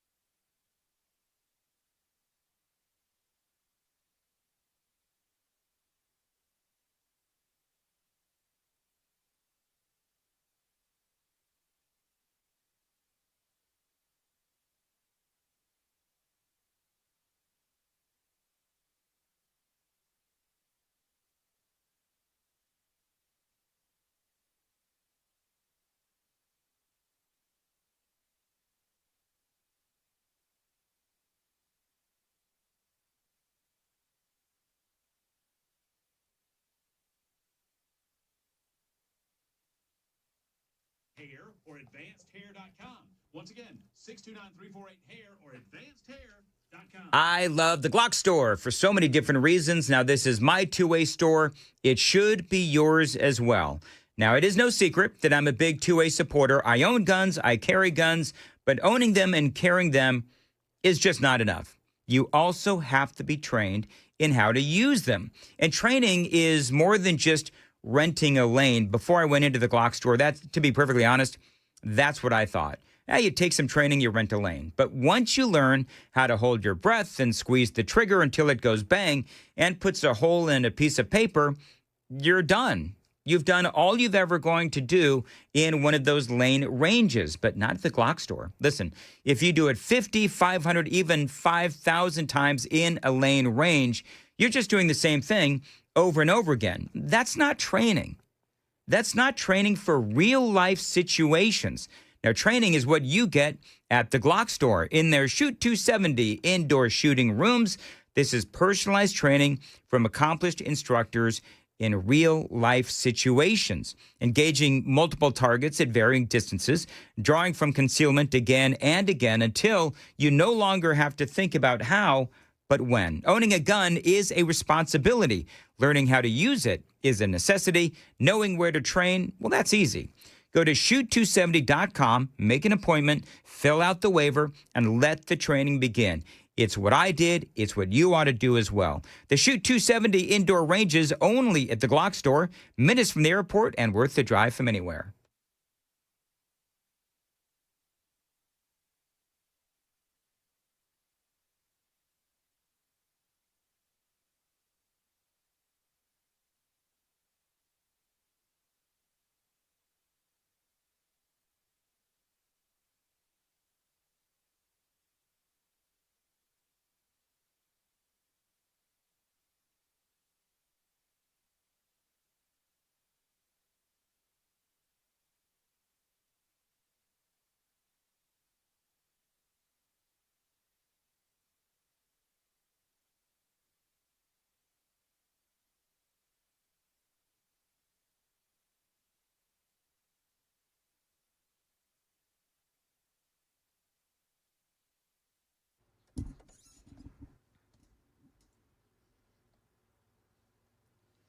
Good morning, now 7 o'clock, and I'm Joan Jones with your top stories. Couple of accidents on 24 making a mess this morning. In Antioch, you've got 24 westbound past Harding Place. The crash there takes out the right shoulder. Laverne, 24 westbound as well at Old Hickory Boulevard. That crash takes out the left shoulder, and we're seeing big delays all up and down 24 this morning. Immigration raids are set to resume in Los Angeles after a ruling from a Supreme Court allowed so-called roving immigration raids to resume. They had been put on hold by a lower court. A federal judge found the tactics used were unconstitutional, saying agents were detaining people without probable cause based on their race, accent, and line of work. But the Supreme Court saying demographic realities in the region justify the agents' actions. Justice Sonia Sotomayor dissenting, writing, "We should not have to live in a country where the government can seize anyone who looks Latino, speaks Spanish, and appears to work a low-wage job."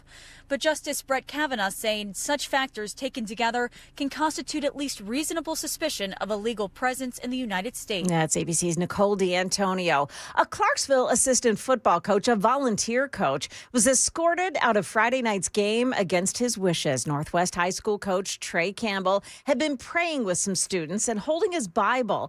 He was allegedly told that if he didn't put his Bible down, he would be removed. And he was. Channel 4's Dryden Quigley. The school says there's more to it, though, writing to us in part saying, "It's my understanding that the concern was not with private prayer, but that the principal received a concern that an employee was proselytizing in their official capacity.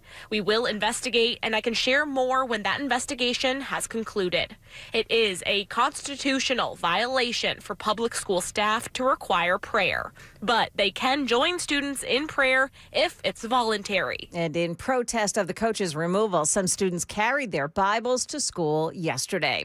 A 12-year-old arrested in DeKalb County for making a threat against his school. Here's Channel 4's Lydia Fielder. The student got out of the car line last week, and as he was walking into the school, he told another student he had a gun in his backpack and would shoot up the school. And someone, gladly is what he said. The witness then told the teacher that. Well, the 12-year-old boy admitted to making the threat. The school resource officer said there were no weapons or threatening notes actually found. In Germantown, a dangerous intersection has some stop signs and flashing lights. It's the same intersection along 3rd Avenue where two pedestrians were hit by cars in two separate incidents. In one case, an elderly woman was killed. Glad that they're making some changes here. It can be scary to cross, especially when cars don't stop and knowing what has happened. And NDOT is installing flashing beacons in that same spot next month. Market numbers brought to you by Beacon Capital Management, online at beaconcm.com. Stock futures perking up here a little bit this morning. The Dow futures now plus 58, NASDAQ futures gaining 48, and the S&P futures are plus 7.5. That is the latest news. Traffic and weather next. I'm Joan Jones, WTN News. Thank you, Joan. 7:03 on WTN. Dan Mandis here for Loan Pronto. Listen, are you trapped in a high-rate mortgage? You're watching your hard-earned money vanish every single month? Well, you should stop right now because Loan Pronto can help you. They're delivering the lowest mortgage rates in 3 years. Now, Loan Pronto's rate reduction home loan program is a streamlined, low-cost way to slash your house payments by hundreds of dollars every single month. So, lock in a fixed rate as low as 4.99% APR and close in as little as 2 weeks. No appraisal needed in most cases. And here is the best part. You can skip your next two house payments entirely. Now, don't wait. Rates this low won't last. Call Loan Pronto now for your free, no obligation quote. Loan Pronto is amazing. Imagine lower payments, more money in your pocket, and a fresh start with a better mortgage. Call them 615-499-5780 or find them online, loanpronto.com, to lock in your new low rate and skip those next two house payments. Don't let high rates hold you back. 615-499-5780. Find them online anytime. It is loanpronto.com. That's loanpronto.com. Equal housing lender, NMLS 166-1781. Subject to lender approval, NMLSconsumeraccess.org. Hey, you lot, the prevailing opinion is?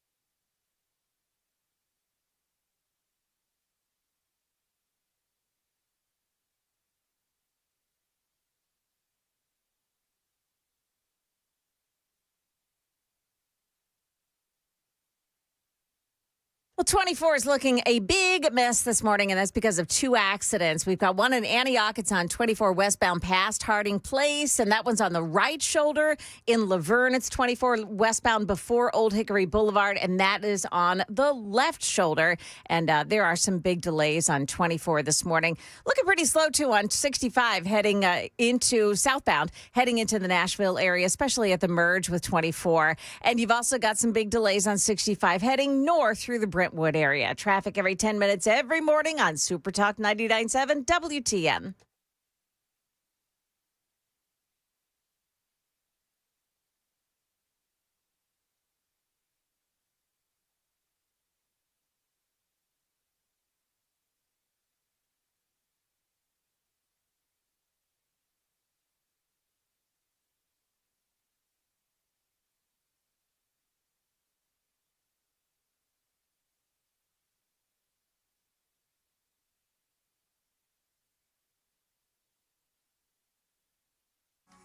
.707 Nashville's Morning News on Super Talk 99.7 WTN. And good morning to your friends. Hope you are doing well. And welcome on in to a Tuesday, September 9th. Now, Senator Marsha Blackburn, she's going to be joining us at 7:35. Looking forward to that conversation.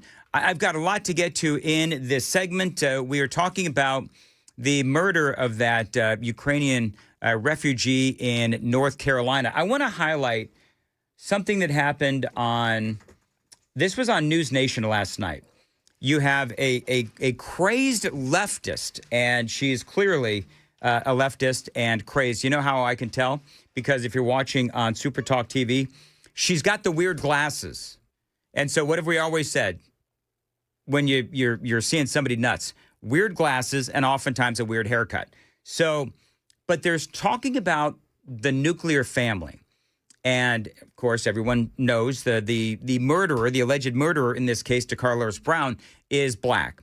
And so this went down on News Nation with Liz Wheeler and a leftist, a crazed leftist. Now, for Liz Wheeler, she is a conservative, and she started talking about the impact of the dissolving of the nuclear family, not only in America, but she also highlighted what is happening in the black community. Listen. Part is the brokenness of the nuclear family, the brokenness of the black family, the fact that black fathers are absent, that young black men turn to drugs and gangs. How dare and by the way, well, the this family, is also I true think the for family the in general you can point to. I don't know that one race over the other works. This is also true for the murderer who killed the two young children, a white man. Well, I don't understand why this woman is so upset about Liz Wheeler, who, and by the way, part of what her ire has to be, this Democrat, they're calling her a Democrat socialist, Nina Turner, is Liz Wheeler, blonde hair, I don't know, looks like blue-eyed, whatever it is, and this woman, this Democrat socialist, Nina Turner, is just really upset that Liz Wheeler talked about the problems in the black family and the broken homes in the black community. I mean, this is a problem that we have all known has been going on for years with not only the nuclear family, but it is pronounced in the black community. I've got receipts coming up. Will you listen to what I'm saying? I literally said the broken nuclear family, both black families and white families. That murderer. All right, you singled out black families, but if you're saying all families, it's a different point.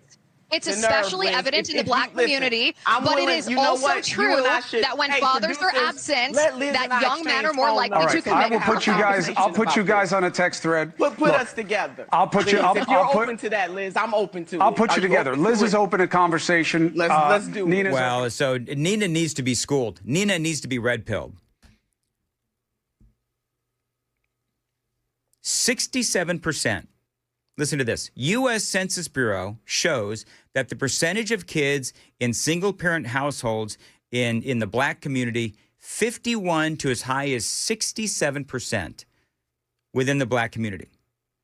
I don't know why this is controversial, except that it's true. I mean, it's sad, but just naming the statistics like Liz Wheeler was doing, why is this leftist Nina Turner losing her mind over simple facts? Now, the families within the black community that are together Absolutely. I'm sure there's a lot of love, obviously. And if you are a part of that single family within the black community, I'm sure that whatever single parent you have, also there's a lot of love. But it is a fact that the percentage of kids in single parent households is 51 to 67% within the black community. It's also, it is really sad. And by the way, that 67% is far higher than the national average. And Chris Cuomo is like, I mean, you could tell that he knows that this whole thing has completely turned into an absolute and epic train wreck. But to try to dismiss the facts from the U.S. Census Bureau is just putting your head in the sand and not looking at a problem that needs to be solved.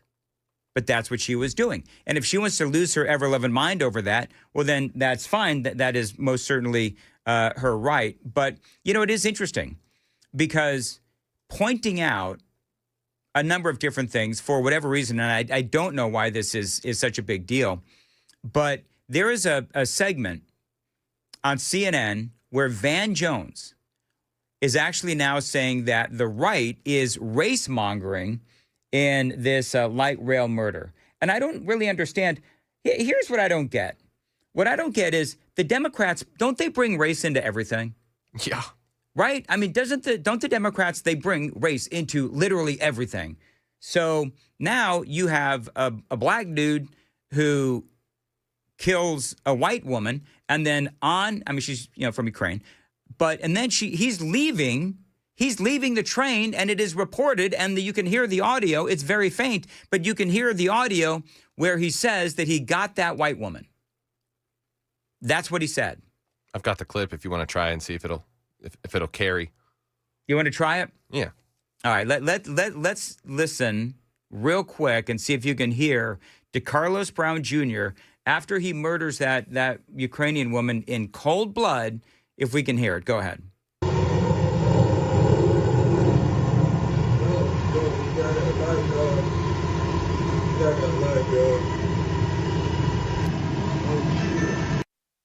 Yeah, I couldn't hear it. I did. You heard it? I got that white girl. Oh, okay. I did not hear it. I got that white girl. All right. Well, that's what they're saying. That's what they're saying that he said. And Sam, you said you heard it. Okay. So now you've got Van Jones saying the right is trying to politicize this whole thing and also race-monger the light rail murder. And this, of course, was on Abby Phillips' show. And we'll play that coming up next here on Super Talk 99.7 WTN. Super Text line is open at 615-737-9986, 615-737-WWTN. Time to check the roads on Super Talk.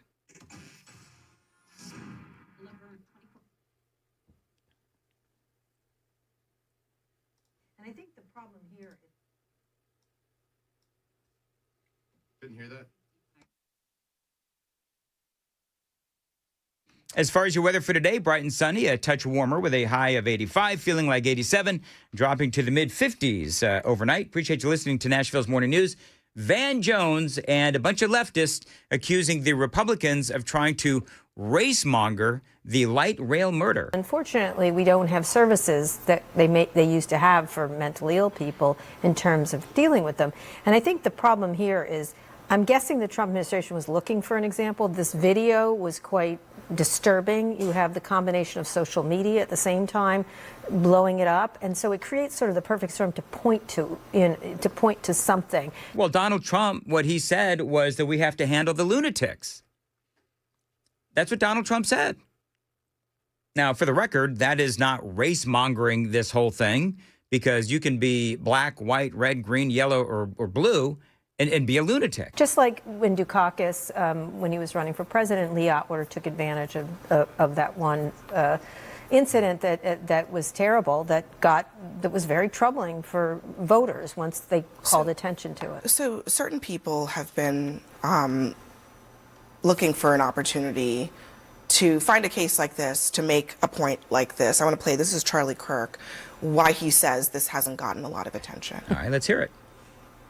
A white Ukrainian refugee was murdered just because she was white. Everybody knows that, obviously. If a random white person simply walked up to and stabbed a nice, law-abiding black person for no reason, it would be an apocalyptically huge national story used to impose national sweeping political changes on the whole country. Instead, Megan Basham, no one seems to care when a white woman gets stabbed to the death. Yeah, okay, so here's my question. Is that the next time a black person is killed by a white person, then can we say that the left, as they go, you know, as Charlie Kirk said, as they go absolutely insane in their race-mongering coverage, can we then call the left race-mongering? I mean, that is what they do, obviously. We know that. But, I mean, I think Charlie Kirk is spot on.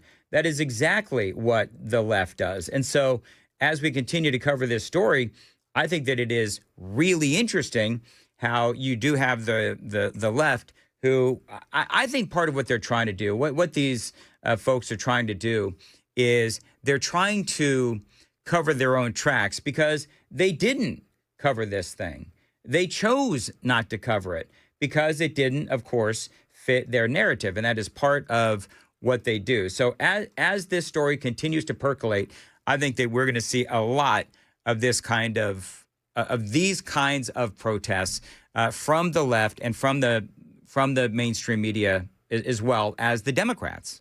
They were also the ones that perpetuated, really, I would say, started this whole rumor with Kyle Rittenhouse being a white supremacist, even though the people involved in his situation were all white. Oh, yeah. Yeah, I'd forgotten all about that, but you're right. And this is obviously part of what they do. And the left is trying to very desperately, as best as they possibly can, try to take focus away from race. And listen, I'll be the first to say, okay, you know what? This guy, I think, obviously, probably mentally ill, but you also can't take away from the fact that he did say that what did he say? Took care of that white girl walking out? I got that white girl. Got that white girl. That is what he said. This is Jamie Raskin. Listen to this, because what he tries to do as they're talking about this horrible stabbing in Charlotte, North Carolina on the light rail, this is what Jamie Raskin said. He goes all the way around and tries to tie it to January 6th. We'll also get the chance with the new select subcommittee to examine the constantly growing criminal records of all of the violent felons and cop beaters and white nationalists who Donald Trump pardoned and released onto our streets on day one. And they've been picked up on all kinds of crimes. One from Virginia was engaged in burglarizing homes in the neighborhood where he lived. So, I don't know. You know, the Democrats, I think, you know, I truly believe that they are a death cult. I mean, you're never going to be able to tell me anything differently, because for me, when I hear them constantly, and I mean constantly, and it drives me crazy, when I hear them constantly trying to excuse the murder and mayhem that is out there, then I can think of nothing more than to describe them as a death cult, because cold-blooded murder, it doesn't even move them. And that's the sad thing. It doesn't even move them. Stephen Miller from the Trump administration had this to say. And, you know, when you talk about the death cult that is the Democrat Party, I mean, obviously you bring up abortion.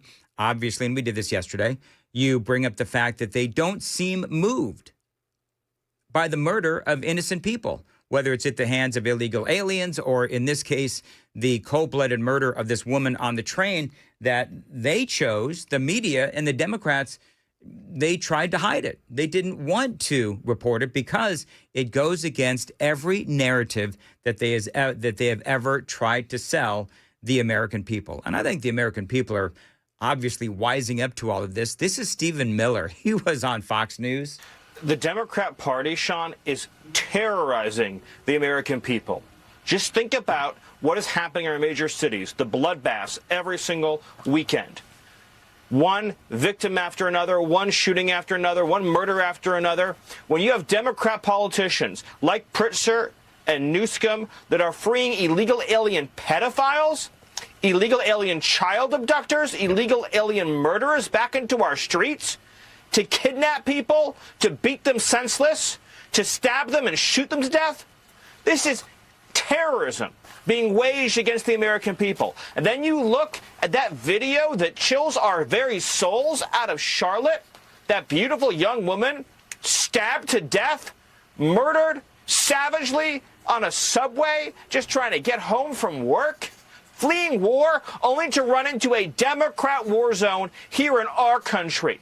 That monster, 14 prior arrests in and out, in and out. Do you know one of the reasons, by the way, why he was out?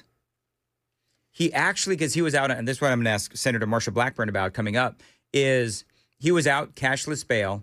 The judge made him write a note saying that he would appear at his next court hearing. I guess it was supposed to be like either later this month or in October. The same judge who's also the director of the Mental Health Institute in Charlotte that she sent him to for the first few times he was arrested. Clearly they're working. Clearly it's an institute that really works. I wonder if they get any state or federal funds. Gee, I wonder. So we'll continue to cover this for you. Senator Marsha Blackburn coming up at 7:35 here on Super Talk 99.7 WTN. At coming up 7:23 now, and Joan's got the news coming up at 7:30. Joan. Yes, and construction workers are saying their cars are not safe while they are on the job here in Tennessee, and proof that all the negative media talk is not getting under the skin of the nation's business owners. Those stories and more at 7:30 on Super Talk 99.7 WTN.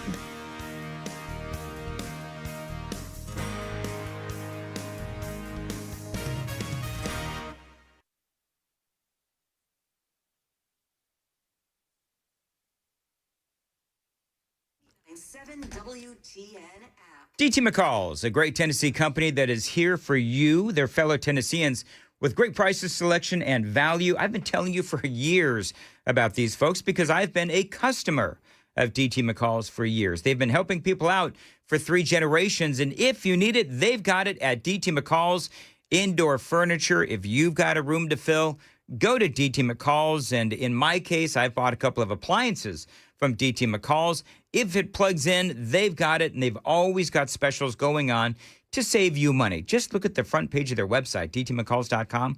They've got specials on all the best brands of appliances and furniture. Check them out. That website, once again, dtmccalls.com. They've been doing it for over 100 years, where they focus on customer service. Great prices and outstanding selection as well. And if you buy it, they'll deliver it for free and haul away the old stuff. 5 locations all across Middle Tennessee, Carthage, Cookeville, Lebanon, Lafayette, and Franklin. Always online at dtmccalls.com. Tell them Dan told you to reach out.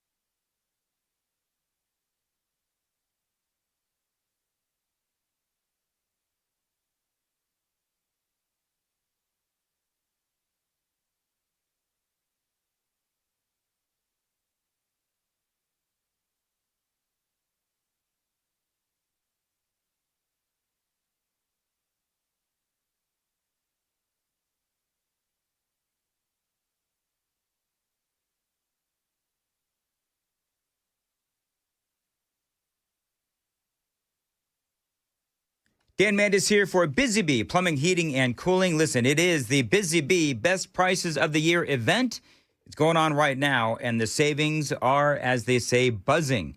Refer your neighbor, and both of you get a $50 credit when you schedule your HVAC maintenance. Celebrate National Grandparent Day all month long. If you're a Beehive Club member, you can gift a free Beehive membership to one set of grandparents, just our way of honoring family. If you need a new HVAC unit, you can get a free 5-year labor warranty with every purchase.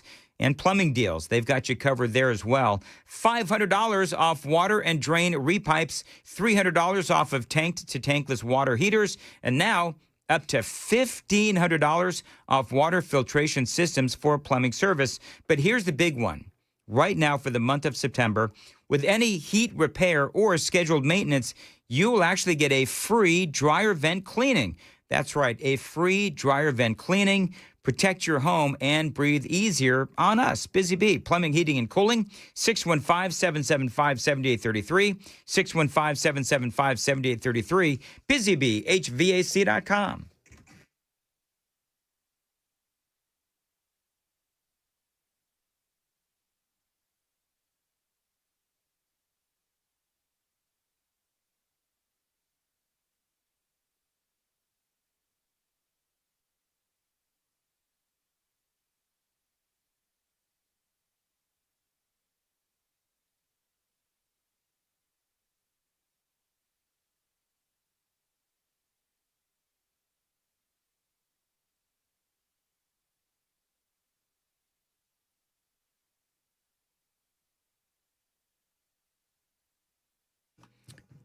$7:28, Nashville's Morning News on Super Talk 99.7 WTN. Apparently, Joan, I was the only person in Middle Tennessee that did not hear that killer say that he got the white girl.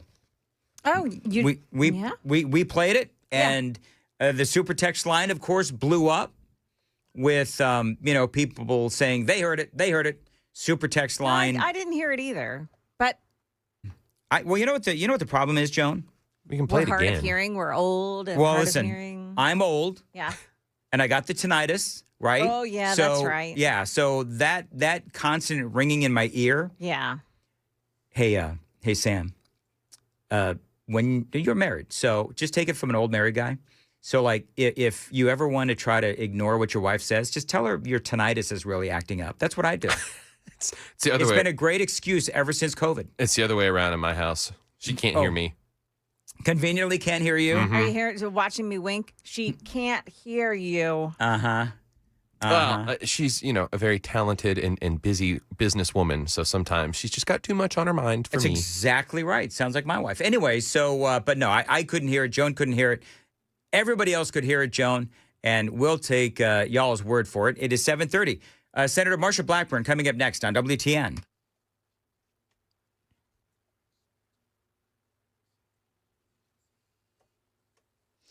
Good morning, now 7:30, and I'm Joan Jones with your top stories. Metro Nashville police investigating after dozens of car windows were smashed in a parking lot near Nissan Stadium. This construction worker telling Channel 4 the thieves were looking for guns. It was just mainly like guns and money. Like they took one guy's pistol, and I guess they had so many guns that they dropped it in another guy's car and took his gun but dropped another pistol in his car.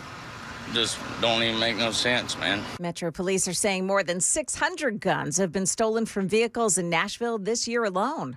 New information about the bus stop attack in Jerusalem yesterday that led to the death of 6 people. ABC's Ian Pannell tells us it was good guys with guns that are credited as heroes. It was only thanks to the bravery and the rapid intervention of an off-duty Israeli soldier and other bystanders. A lot of people who serve in the military are supposed to carry their weapons even when they're not on duty in Israel. They intervened and they killed the 2 attackers. Meantime, this morning, Israel has issued an order for all residents of Gaza City to evacuate, saying the Israeli military is operating with great force within the city today. on social media saying that staying in the city is extremely dangerous. Well, despite the media pounding on tariffs and rising prices, small business owners are staying optimistic. The National Federation of Independent Business has been gauging the sentiment of its members since 1973, and its Small Business Optimism Index rose 0.5 point last month. It's above its 52-year average. The survey found improvement in overall business health, but nagging concern about labor quality. That's ABC's Jim Ryan. And that's the latest news. We've got your traffic and weather ahead. I'm Joan Jones, WTN News. Thank you, Joan Jones. Dan Mandis here, 7:32, and want to tell you about my friends at Low T Center. Listen, Center Gen X and lowtcenter.com. They've been changing the lives of men across the country for over a decade. And it's not just talk. Now, what does it do? I'm going to tell you that if you've been thinking about testosterone, or if you've noticed that you're getting older, more tired, not motivated to do anything, and it's not just aging, it is a physical and mental change to your body. And yes, testosterone can actually help. Center Gen X and Low T Center, they can help you today do better at work, love, and the gym as well. Now, Center Gen X and Low T Center, they've got clinics conveniently located around town. You have the power to choose if you want to be treated in the clinic or if you want to receive at-home treatment. Either way, it does all start with a quick test at the center. So what are you waiting for, guys? Just imagine how much better you'll feel when you take back your health, restore your energy, and get on with the rest of your life. Book your appointment today. Right now, go to fixmylowt.com. That's fixmylowt.com. You'll be wishing you did it sooner.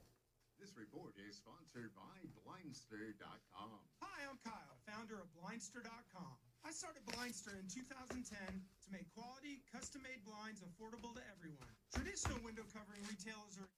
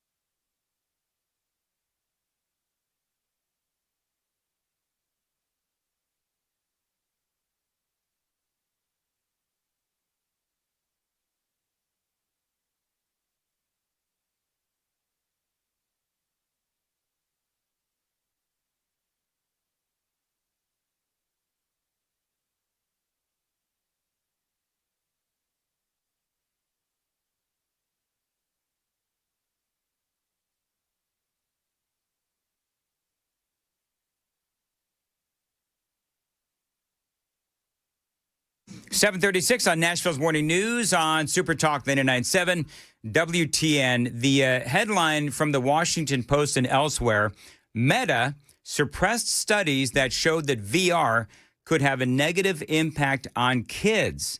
Now, they say that the social media company, which owns Facebook, Instagram, and offers a line of VR headsets and games, deleted or doctored internal safety research that showed children being exposed to grooming, sexual harassment, and violence. Senator Marsha Blackburn joins us on the Newsmaker Hotline. Senator, I know that this doesn't come as a shock to you, and you've got a subcommittee hearing today with a couple of whistleblowers, correct? That is correct, and we have two whistleblowers that will be before my subcommittee today.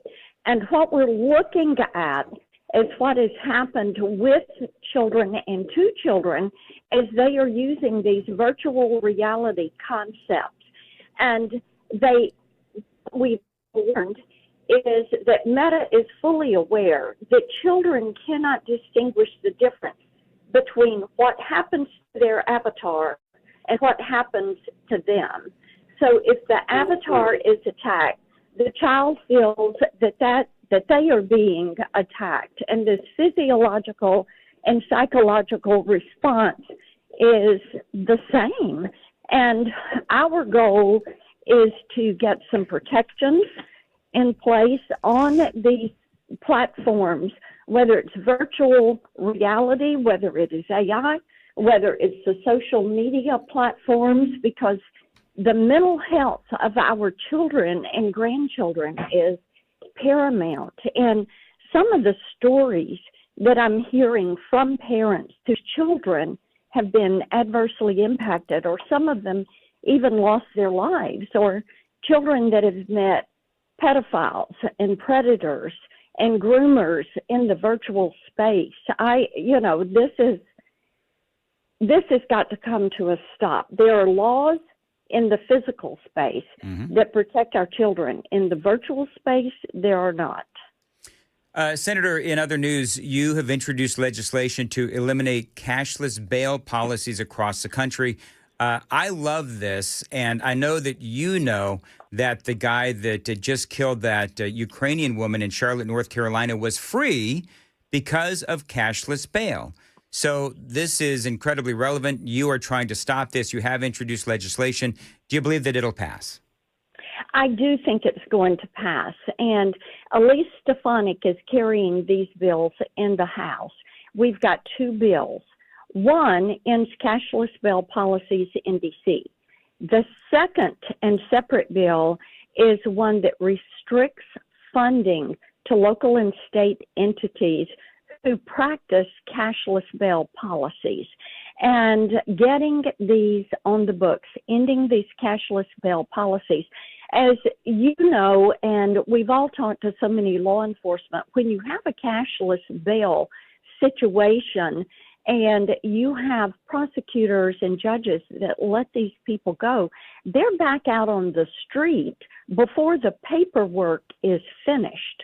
And indeed, you have situations like the one in North Carolina where this is someone who had a very long rap sheet, had served time. His mother had been in contact with law enforcement and was seeking help. She threw him out of the house, is very concerned about what he was going to do to others or to himself.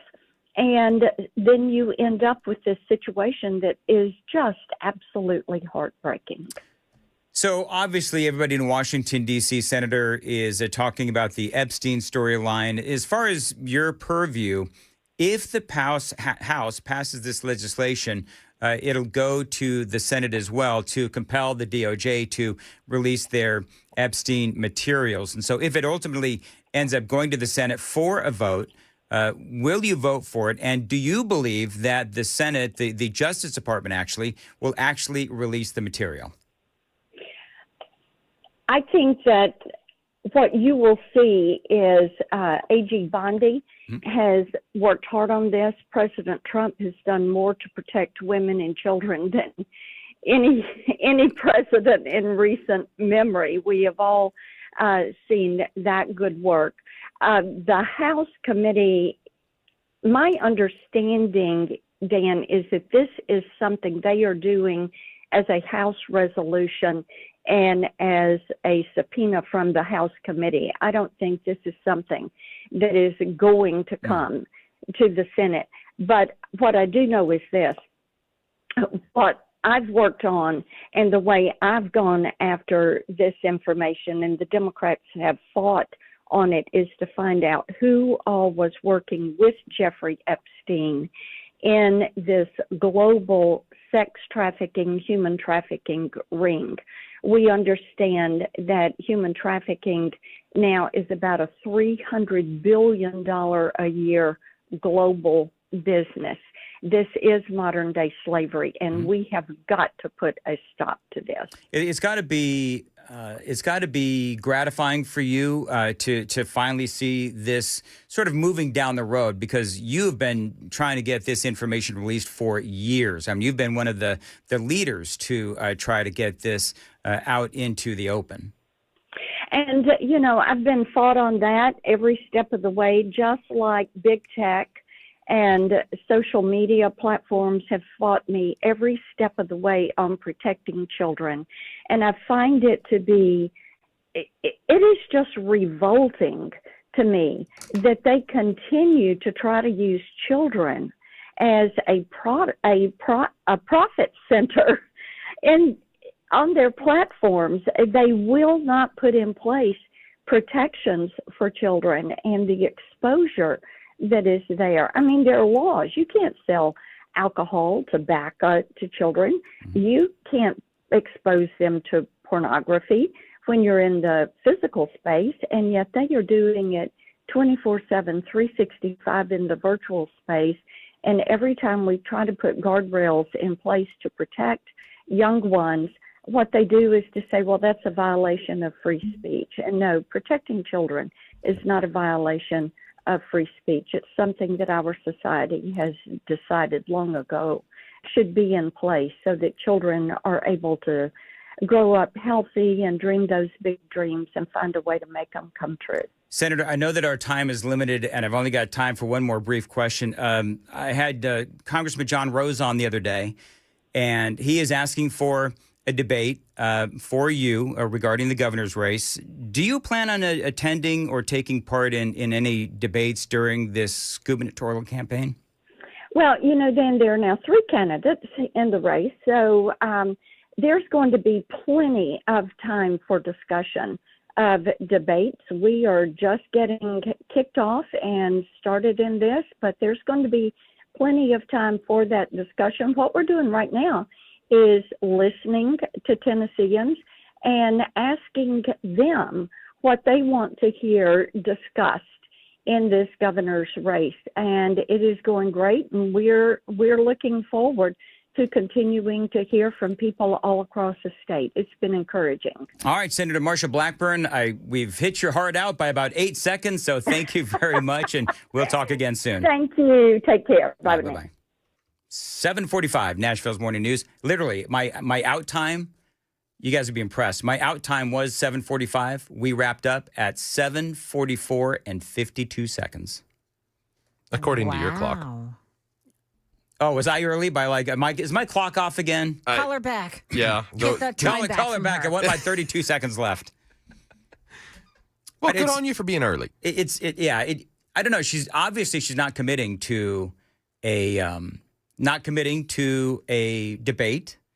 And, before people start jumping all over the place about that, she is so far ahead in the polls. And this is politics 101. And we've talked about this before, Joan, where politics 101 is if you are leading in the polls, then there's no real reason for you to debate. Yep. So, I mean, I don't know what else to say about it other than if I were advising the senator, although I would love to see a debate, we would love to put on a debate like we did the other night for the folks in the 7th. I would love to do a debate with, Senator Blackburn and John Rose and Monty Fritz, but I don't think it's going to happen. Could have all 4 hosts pose questions and moderate as a group. Oh, are you kidding? The candidates wouldn't get a chance to answer any questions because we'd all just be bloviating like we always do. But the entertainment value, Dan. She well-danned you. You know what? Can I just say I don't know if she's right on that. I don't know. Okay. Because I triple checked that question. about whether or not, and listen, maybe I'm wrong. Maybe I didn't get the question quite correct, but I thought that because I read a whole article about how John Thune was the Senate Majority Leader was thinking about blocking it. So I don't know, but maybe she's probably right. But she was gracious and she, didn't well Dan me, which is good. She did well Dan you later. She did? Yeah, you want to hear it? Yeah. This is right after you asked about the debate. Okay. Here we go. Yeah. Well, Dan, there are now 3 candidates. She did well Dan me. Doggone it, I missed it. It wasn't like a well Dan, but I think she said well. She did. Here, ready? She well Dan me. Let's do it again. Well, Dan, there are... Well, Dan. Yeah, but that didn't feel nearly as aggressive as the previous well Dan that I got. Yeah, she was went a little soft on you that time. That was like, was that over a year ago? And that moment lives on in infamy on this radio station. It was it's about a year because it was right when I got here. Yeah, and I turned and after the interview, I looked at Johnny was here at the time, and I said, Johnny, did that get weird or something like that? It was so. I mean, it was so funny.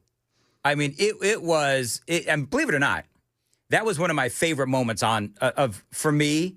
That was one of my favorite moments on WTN. Because it's not every day that you get well danned by a senator, possibly soon to be governor. And if I ever, do you know what's going to be funny? If I ever get in a moment where I see the senator in person, when I'm not actually talking to her on the radio, I'm going to ask her if she knows how that moment has lived in infamy on the radio station. You should introduce it with, well, Marcia. No. Well, Senator. Well, Senator. Yeah, please. Do you know what? I should. If I ever catch her in like some sort of a mistake. Well, Senator. Well, you definitely have more respect for her because we weren't playing the well Dan counting game like we did with Burchett and Dadgummits. No. Tim Burchett and the Dadgummits. Yeah. I think, what the thing is, though? Congressman Tim Burchett, he's got such a great sense of humor. And I'm not saying that Senator Blackburn doesn't, but Tim Burchett has such a great sense of humor. I cannot imagine that he would take exception to us counting the Dadgummits. It needs to be on a T-shirt, if I'm being honest. A T-shirt? I would wear a Tim Burchett Dadgummit T-shirt with him longboarding. I think take that, turn it into a cartoon of him longboarding through the Capitol. Yeah, that would be funny. And he got a lot of play on that. He said he got hundreds of thousands of interactions or whatever you call them, millions of reactions when he was longboarding through the Capitol. Which now he can do with even less threat of someone trying to knock him off and steal his board because DC's safe again. Sure, but you never really know where Rashida Tlaib or Ilhan Omar are. Oh, man. They could toss out one of those cafeas and lock the wheels up. They could. Push them right off that longboard. Gavin Newsom has now said that Donald Trump is one of the most unpopular presidents in U.S. history. Do you know what's so funny about that? Now, if you, and I'm not going to, do I have time? No, I don't. They play this real quick. Because remember, I cannot wait. John Tigan, otherwise known as Tig in the world of the military, he is going to be joining us at 8:05, and I'm really looking forward to this. He's involved in the Charlie Daniels Journey Home Project. That is coming up. That dinner, the Patriots dinner, is this coming Thursday, September 11th. And if you want to go, I've been there. This is going to be, I think, my 3rd or 4th year going to this incredible dinner. Get your tickets, jhp.givesmart.com. It is a great event. It is the Charlie Daniels Patriot Awards dinner. You hear all kinds of great stories. You meet all kinds of incredible people. One incredible individual that's going to be there is a guy named Matt Murphy. He's going to be there, and I'm going to be there too. So if you want to come hang out with us and join in the fun, charliedanielsproject.org is the website to find out more information on that. jhp.givesmart.com. That is where you can get tickets. This is Gavin Newsom talking about Donald Trump. Oh, yeah? Yep. That's what it is. I knew he had nothing to say. Do you know what? That's Gavin Newsom. He's got nothing to say. Yeah. You know what? Just like California, my computer is circling the drain. Did you like that, John?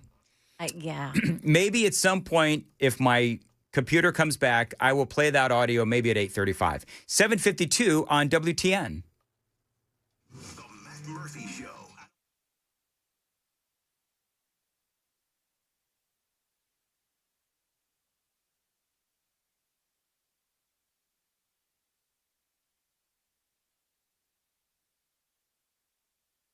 7:52, Nashville's Morning News on Super Talk 99.7 WTN. You know what I'm doing, Joan? You people that are watching me on the Super Text line, do you know what I'm doing? What are you doing? I am videoing the circle of death that I got when I tried to play audio right on the air. Yeah. And I'm going to send it to the IT people. Yeah, well, good luck with that. You think I'll get in trouble for that? I don't Because that is kind of trouble, but that is aggressive. I don't know if that's passive aggressive or aggressive. prepare to be ignored. But you know what? When you're sitting here and you're trying to do a radio show and the computer just completely, you know what's on you. Anyway, contours. Listen, if you still don't feel comfortable in your bathing suit, we do have some time left for bathing suit season and going swimming. Well, my friends at Contours, they can indeed help you. Now, the Belly Buster Special from Contours can help you lose a couple of inches in the middle. Chad Benson is going through this. I've gone through it as well. It works. Taking advantage of Contours red light technology, it is not only incredibly unique, but also effective. I like to call this red light technology, I like to call it cutting edge. Now, folks have been coming in from all across Middle Tennessee to check out Contours. Go to their website and see how their Belly Buster therapy featuring this cutting edge red light technology actually works. And if you want it for $99, a Belly Buster special from Contours for just $99. Call right now at 615-236-9960, 615-236-9960. You can find them online anytime. It is contoursllc.com. And again, the first 10 callers right now gets one of those Belly Buster specials for just $99. That is a huge savings. Friends, 615-236-9960, contoursllc.com. All you've got to lose is inches.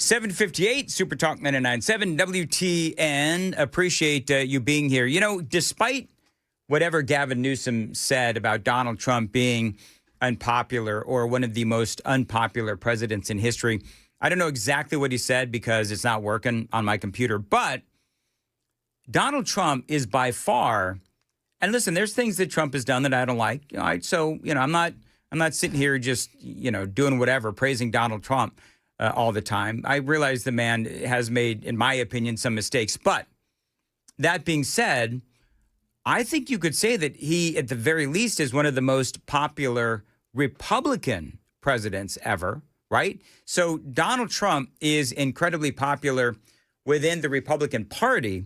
It's just the Democrats hate him so much that makes him, and I'm going to air quote this, unpopular because he's not getting any Democrat support. And you know what the thing is?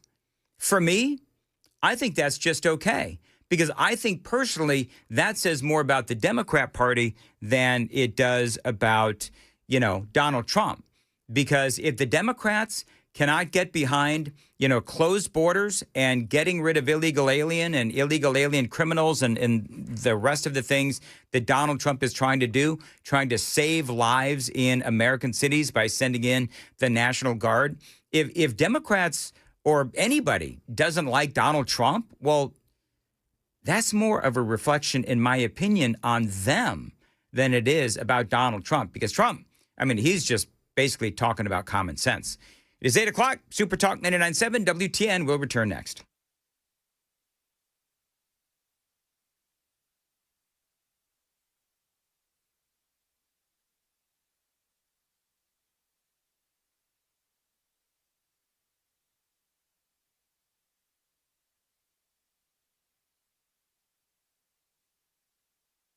Good morning. Now 8 o'clock. I'm Joan Jones with your top stories. ICE raids are intensifying in Chicago, but so far there are no National Guard troops in sight. Border Czar Tom Homan yesterday declining to tell reporters if or when they are coming. National Guard's always on the table.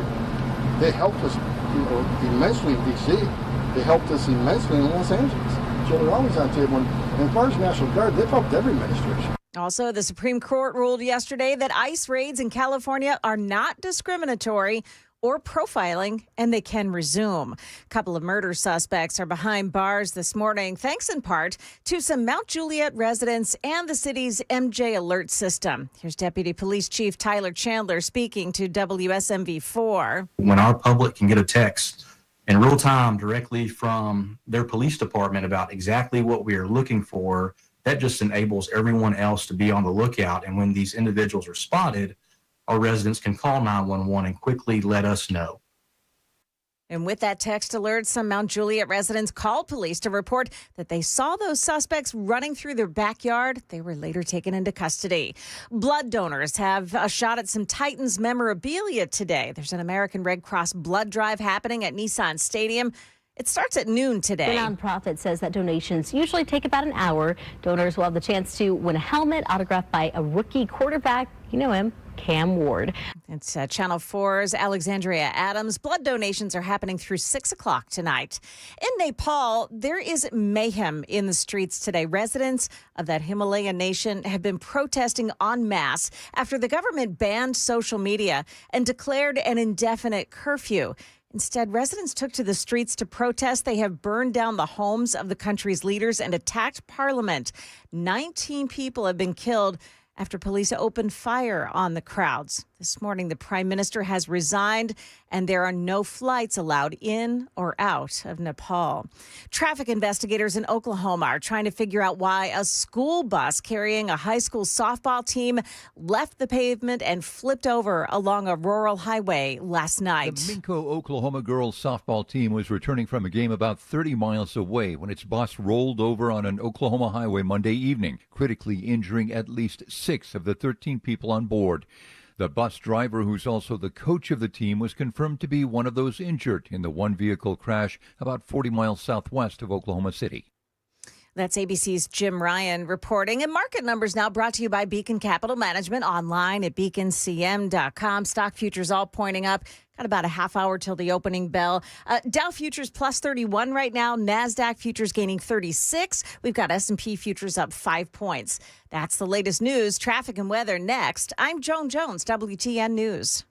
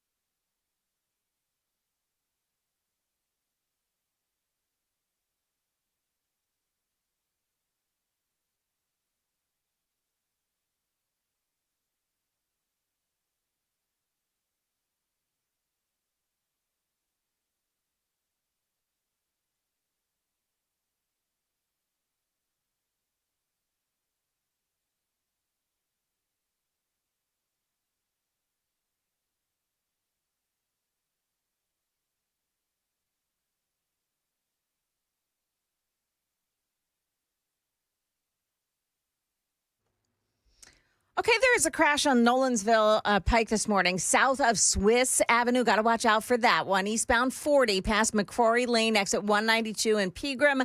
That's a crash, and it takes out the left lane. Creve Hall, 65 northbound side at Harding Place, exit 78. Watch for a crash there, too. Traffic every 10 minutes every morning on Super Talk 99.7 WTN.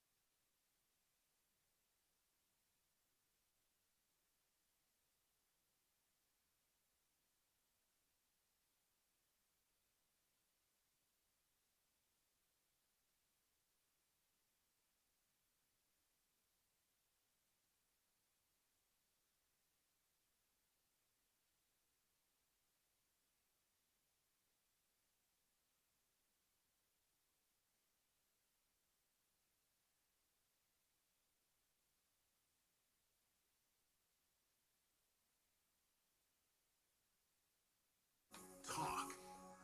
8:06, Nashville's Morning News on Super Talk 99.7 WTN, and welcome aboard to the last hour of today's broadcast. I've been looking forward to this all morning.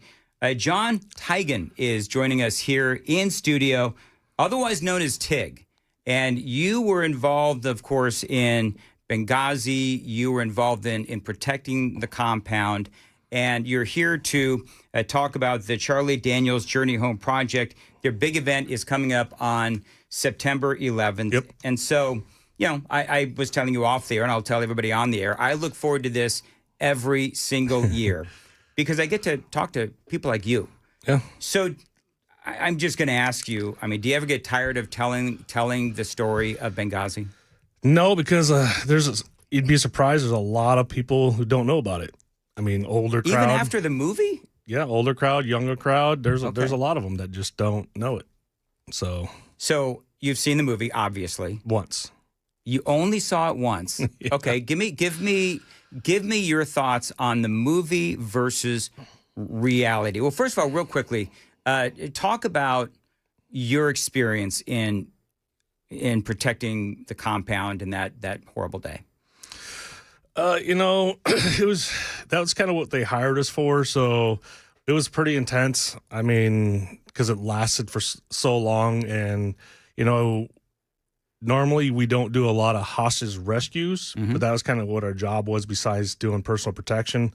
But that's kind of how to explain going over to the consulate. That's what it was. I mean, we were doing a hostage rescue because the compound had been overtaken and they were technically hostages because they couldn't move. I mean, they're pinned up in their safe location. They didn't have their firearms with them because they're in a different safe location. So, and for us, it was just, I mean, going to the consulate was one of the moments like when I thought we probably won't make it home, because you got, you know, technically 5 guys going against, they said anywhere between 75 to 150. I've seen the movie. And when you watch the movie, it's like you get a pit in the middle of your stomach. Now, obviously, I know that, you know, how the ending goes and how some of you did make it out, but how did you make it out? I mean, obviously, there was some divine intervention. Oh, definitely. Yeah. There was somebody watching over us for sure, but, you know, it comes down to just trusting each other and just honestly going into an automated mode, you know, just from the military. That's why they do things so repetitive. So it's just, I mean, you're thinking, you're responding, but a lot of the other like fine motor skills, it's just automated. And I think that's the best way to kind of say how we survived, you know, but it's just that, you know, trusting each other. I mean, and you know, like you said, divine intervention. I mean, there's a lot of us shouldn't have made it out when we did. Was there ever a moment where you actually lost hope? Never lost hope. No, I mean, well, except for maybe when the mortars came in. If they would have kept coming in, definitely, because we had no protection from mortars. You know, now we're going to be saying this thing all through the whole thing. That divine intervention, the fact that building stood with those 3 mortars that hit, that's a prime example of that divine intervention, because that thing should have been just rubble. When you left the compound, was it by helicopter?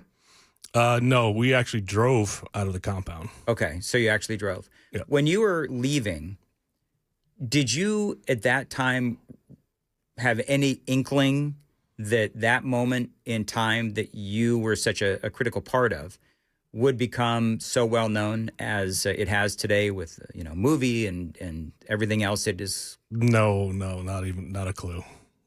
At what point did you begin to realize that this was becoming part of not only American, obviously, military culture, but part of America's culture, because of the movie and a lot of you guys go around and talk about these things. At what point did you realize that the real story, or close to the real story, was actually going to see the light of day?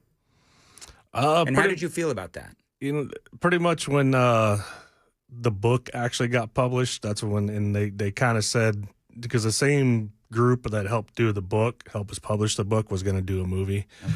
And so we kind of pretty much Oz and Tonto knew ahead of time. Yeah. Because initially I didn't even really want to do it. I was kind of hesitant, you know, because I still liked working. I mean, I went back 2 more times after that night. Did you really? Yeah. That's what a lot of us did. I mean, Oz and Tonto didn't. Myself, Odie, and Jack, we all went back to work. That's amazing to me. But it's what you guys do. Yeah. I mean, you know, this is something that this is what you do for a living, and you live for it. I mean, is it the adrenaline? What is it that you put yourself in this incredible situation and you decide you want to go back? It just goes down to just being that protector, I guess, is what it is. And knowing, because I wouldn't do it for like an oil field. I wouldn't do it for anything like that. I won't. It's protecting other Americans. Okay. And at the time, you know, you're getting bad guys killed from coming over here and doing the same thing. Yep. So it's that prevention. Again, that's how I felt, and just keeping the wolf away from our door. It's such an admirable thing that you guys do. I mean, it is just incredible. And I know you folks probably get tired of hearing thank you for your service, but I say that to veterans all the time, because I truly mean it. I'm a big, I have so much appreciation for the military and what you folks do.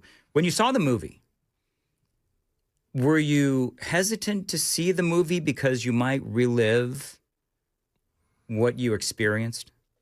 I mean, I was reliving it already. But maybe putting it like in front of me again was probably a little bit different because you're looking like, 3 years after the incident itself, still kind of processing the little, things and stuff like that. But for me, it was also seeing what would Hollywood do to it. Man, what a great way to put that. What would Hollywood do to it? Yeah. So should I ask what Hollywood did to it? Well, again, just on my portion of it, because I don't like to speak for the other guys, but, like I got hit in the side. I didn't get shot in the chest. Who, by the way, I should ask, who played you? Dominic Famusa. He played me. Okay. So, like the grenade launcher, I didn't lose the grenade launcher. I put it back in the vehicle. It just little things. So like, as you're watching, I don't want to get sidetracked because it's an amazing story, but as you're watching the movie, are you like, I'm calling BS, BS, yeah, BS? I did. It's just so kind of a point like I'm not watching. Did you guys all start texting each other like, what's up with this? No. Actually, when I finally watched it, the other guys have already seen it a couple times. Okay. So they're like, you have to see it before it actually goes out so you can talk about it. I'm like, fine. So I sat down and watched it. But, it also, the biggest thing, really wasn't 100% the documentary portion of it. It was just the fact that it honored the 4 guys. That was our biggest thing, and it kept politics out of it. So that was our number one rule. It did keep politics out of it. It's been a long time since I've seen it too, but it did keep politics out of it. Because for us to put the politics in it kind of dishonors the guys that died. Because you're absolutely right. There was no politics involved. Politics got involved afterwards when politicians got a hold of the story. How does that make you feel? It dishonors the guys who sacrificed their lives for it. I mean, does it kind of like, I don't want to use this term, tarnish? It does. It does tarnish it. I mean, you can kind of see what happens. I mean, it divides the country between the guys who were there and the guys who died, and it's sad. But that's what politicians do with everything. Yet you want to be a politician.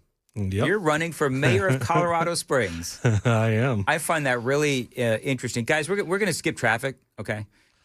You're running for mayor of Colorado Springs, place where I used to live, by the way. Yeah. And so you just sort of castigated politicians. So let's talk about why. I wish I had an hour with you, but why do you want to be? Why do you want to be a mayor? Well, it kind of started with the 2020, 2021, how the politicians and even law enforcement treated the public. I mean, we became a communist state, a country that... Talk about the lockdowns? Yeah, the lockdowns. Okay. And I just I fought against it big time, the way they were treating businesses and stuff like that. We have the right to make our own decisions. We don't need politicians and law enforcement to make those decisions if we should go somewhere or not. That's not up to them. It's in our Constitution. It's in our Bill of Rights. So that really ticked me off. And then our own mayor, who, again... It's a bipartisan, but he was a Republican and stuff like that. And I just didn't like, even Republicans across the country, even Democrats, again, don't put us on lockdown. I can see you holding things up for a few weeks to figure out what something is, but after that, it's up to us if we want to go out and do things. If somebody's scared and you want to complain, don't come out. That part is on you, but everything else we should be allowed to do. So, obviously you become a politician, but I'm not there, to as a career, I guess, politician, if it's kind of to a point where if I get elected or when I get elected, I'll run again, but I'm not gonna go out and debate. You're pretty much my debate is gonna be those 4 years that I'm in. Mm-hmm. If you like it, vote me in. If you don't, then then vote me out. I'm not gonna sit there and fight and try to I'm gonna do this now. I'm gonna do that. I'm gonna do everything that I can in the very beginning. I cannot imagine what your reaction was to Joe Biden's vaccine mandates, and drumming people out of the service if they didn't get the vaccine. I told everybody, don't join. Why would you join a service that you have leaders that don't protect you? That's what their leadership's job is. And I'm not talking about politicians are not leaders. Quit calling them leaders, for one. They're our servants, and we got to remind them that they're our servants. But anyways, it goes back to the military leadership weren't protecting their guys, which again, it's regardless. If the president gives an order, if it's an unlawful order, which to me that was an unlawful order, they don't have to obey it. And that's where I go as a leader. You need to stand up. I mean, there was a couple officers that kind of stood up and they got put out. That's good, but more of them need to, because there's guys now that have COPD that are in their 30s because of this shot. And there's guys, again, they're on oxygen because they got the shot. There are horrible things have happened to guys who got the shot, and they're in perfect health until that. So that should never, ever happen again. Something like that should never be forced on the American public ever again. John Tigan is joining us here on Super Talk 99.7, and otherwise known as TIG. And so let me ask you, you were, for people that are just joining us, you were involved in the protection of the U.S. compound in Benghazi. It's a culture within the guys and the women that were involved in Benghazi, right? You all keep in touch. You see each other at events and so forth. Yeah, actually, myself, Oz, and Tonto are going to be here on the 11th, and we're bringing in Roan's mom and Bub's brother. Are you really? Yep. So it's actually the first time that we've been together. Yeah, like this. And for us, we brought them in to actually honor them, because really, a lot of the contractors, their family never gets recognized. But a lot of, they're not Gold Star moms or families. They're not anything. They're just kind of off to the wind, like little bastard children for the most part. And my thing is, like, again, over 5,000 contractors have been killed. The majority of them are military, but their families never get any recognition because they were contractors and not active duty. So when I brought that up with David Corlew, said, hey, why don't we bring the family in and just honor them? We don't need to be on. We've been honored quite a bit. Yeah. To me, this is a 13-year remembrance, 13 hours. So I just say, let's bring them in, because nobody's ever really done this for them. So this is not your first year with the Charlie Daniels Journey Home Project. They're a big event every year, the Patriot Awards dinner. This is not your first year. No, it's not. How many years? I've been a number of years, but how many? It's been quite a few years. They're amazing events, aren't they? Oh yeah, they are. Like, I will tell you that when I interviewed back in years past, when I would interview you guys, I got to tell you, man, it is really hard to keep a dry eye, because you have such incredible stories, and it's so heroic and patriotic as well. Talk a little bit about why people should, even if you're not, because I'm not a veteran, why should people go to the Patriot Awards dinner? Like, I know that there's a few tickets available. Myself and Matt Murphy were both going to be there, our afternoon drive guy. But these are just incredible stories from incredible people. Oh, yeah, they are. I mean, if you've never been to one, even if it's not this one, other events, for one, it kind of opens your eyes to the reality of things versus what the news puts out there, even the secretary of the VA. The struggles that guys go through, and just their true stories of, because there's a lot of stories that you don't hear unless you go to these events, because they're not in books, they're not in movies, and there's some dudes out there, and even women, that got some crazy freaking stories, and just the fundraising part of it kind of helps. It fills a gap that the VA really screws up. How's the VA doing these days? Is it serving you veterans better than they have in the past? Is it getting any better? I think it's getting better, but there's a ton of loopholes still. There's a ton of red tape that guys have to go through. I mean, it's a fight to get what you've pretty much earned. It's a travesty. It is. Absolute travesty. Like, if you don't, you have to use a secondary organization to get your benefits. Because if you don't know how to fill out the paperwork and put the right abbreviation, right words in, you won't get your benefits. It's stupid. It should not have to be that. It pretty much should be handed to you. Yeah. You should not have to fight for things. Especially after everything that guys like you and others went through. Yeah. The fact that you have to come back here and fight for these benefits and jump through a bunch of loopholes is just... To kind of give you an idea, I ran into a veteran at another event just before this one, he's paralyzed from the waist down. He's only 30% disabled from the VA. He should be 100% disabled. He's paralyzed from the waist down. And they only consider that 30%? Yeah. Okay, I've got to ask a dumb question. Maybe you know, maybe you don't know, but how can they only say that that's 30% disabled? I have no idea. Like, there's got to be some sort of a justification for that. It's their Common Core math, I guess they use. I don't know. I mean, his whole house is gonna have to be, probably already is, because he's been like this for a while. But to me, it's like, again, it goes back to, like, you have to fight for everything that you've earned. I mean, he fell out. He was doing a fast rope and he fell out of the helicopter. It's just like, how in the hell can you only say it's 30%? That is a travesty. So that's the part that a lot of people don't know. So when you hear stories like that, and I say that's a travesty, and you got to talk to somebody. I mean, is there anybody listening in the federal government? And I know I'm a Trump supporter, but is there anybody listening to guys like you that say that people like him should be 100% covered? Probably not. Well, that's appalling. That is just appalling. So, I mean, there's another veteran I'm trying to help named Kevin. And I wrote a song for him to help kind of raise money. But the VA put him in hospice, and his wife fought it because he had a stage 4 cancer from burn pits. But now, and the secretary of the VA is like, oh, no, everybody's doing good. Everybody's getting what they're. But again, this is that loophole portion where finally now the VA's kind of giving him what he wants, and he's back home. He was in hospice almost 2 months ago, but now he's home because now the VA finally gave him the life-saving meds that he needed. It's sad. Yeah, it is. And, hopefully when you become the mayor of Colorado Springs, you'll have more pull to fix these things. Exactly. That's what I'm saying.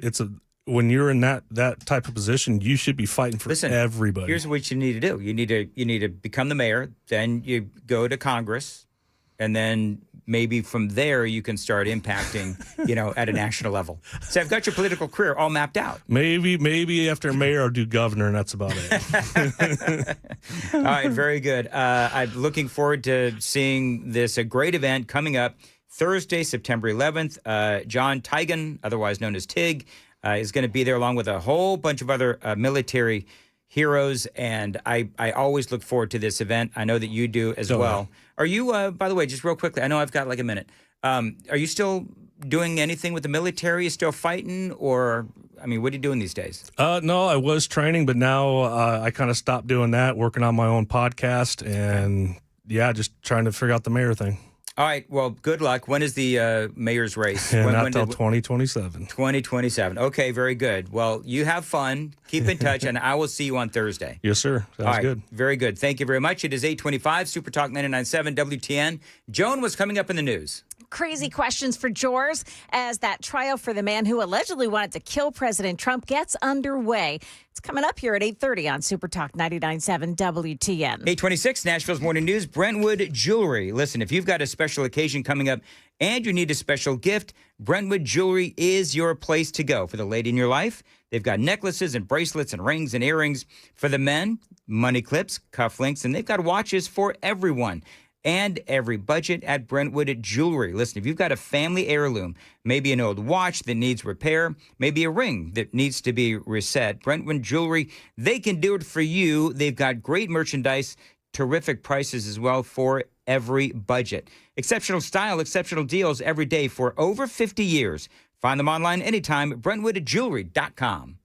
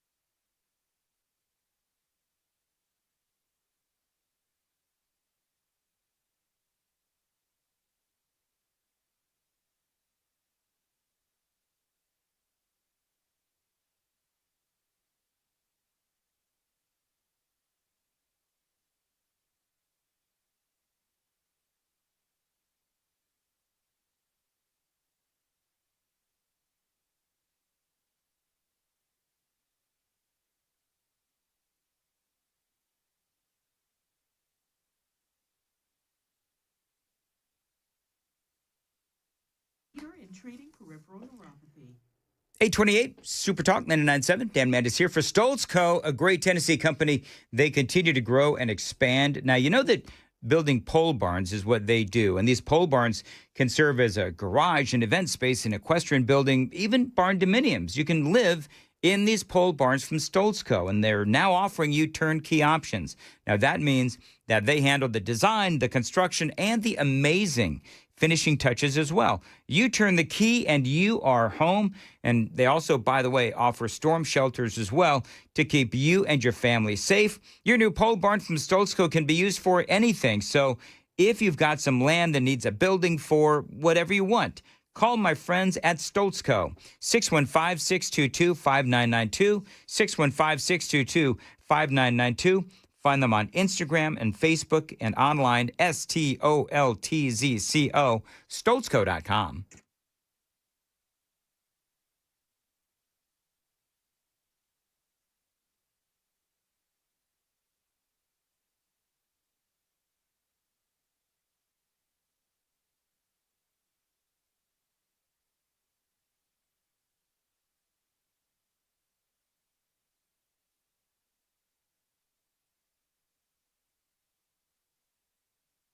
From 7 to 8, he breaks down the news.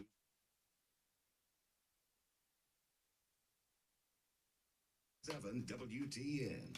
Window Nation. Listen, you may have old drafty windows. You might have cheap builder grade windows. Right now is the best time to replace your windows with my friends at Window Nation. They've put 4 windows in my home, a couple in my basement studio. I'm really happy with Window Nation. You will be as well. These are great windows, energy efficient windows as well. And they've got a great deal going on right now this month. Buy 2 windows, you'll get 2 windows for free. Make no payments for 2 years. You won't have to deal with monthly payments, a down payment, or interest until 2027. Now, number of different reasons why I trust Window Nation. They've got an A+ rating from the Better Business Bureau and a 96% customer satisfaction rating, over 45,000 5-star reviews.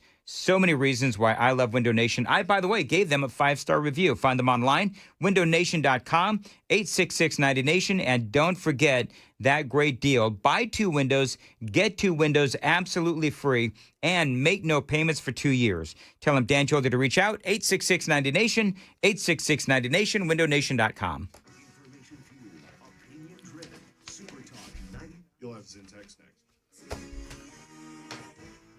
Good morning. Now 8:30, and I'm Joan Jones with your top stories. A rough start to that federal trial of the man accused of attempting to kill President Trump during his campaign for re-election last year on the president's golf course. 59-year-old Ryan Ruth from North Carolina representing himself as jury selection begins. ABC's Rena Roy reports. As jury selection gets underway, Judge Eileen Cannon has barred Ryan Ruth, who's representing himself, from asking most of his proposed jury questions, calling them politically charged and irrelevant, including questions about Trump's proposed acquisition of Greenland and jurors' stances on Palestine. Ruth also wanting to ask potential jurors what they would do if they saw a turtle in the middle of the road.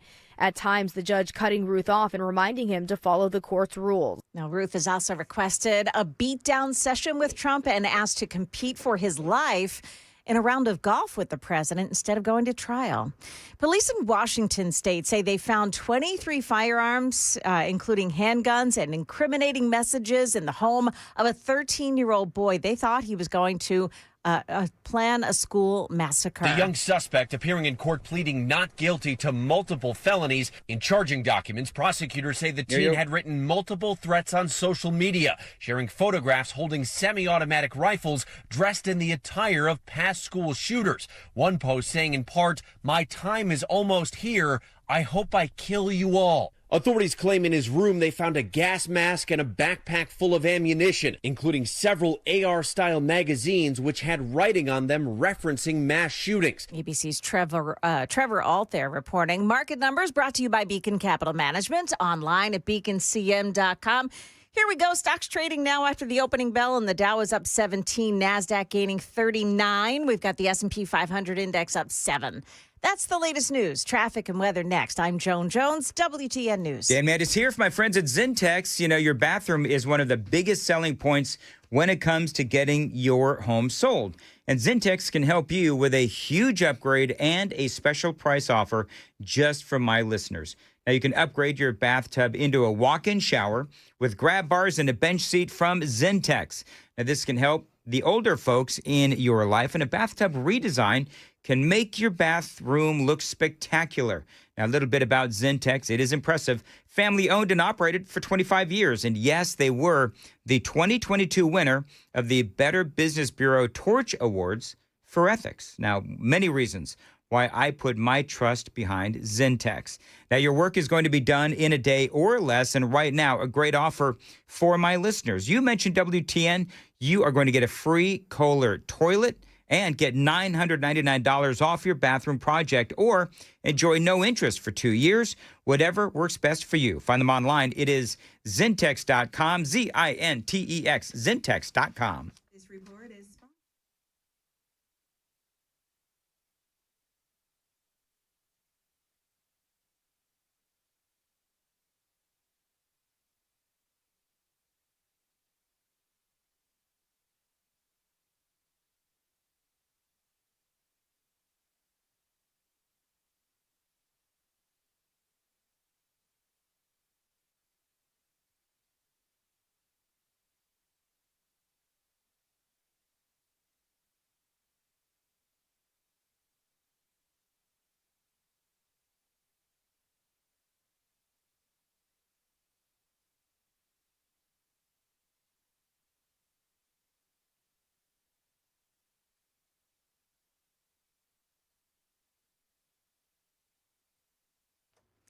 Got a crash in Joelton. This is on Clarksville Pike, south of Eaton's Creek Road. Careful in that area.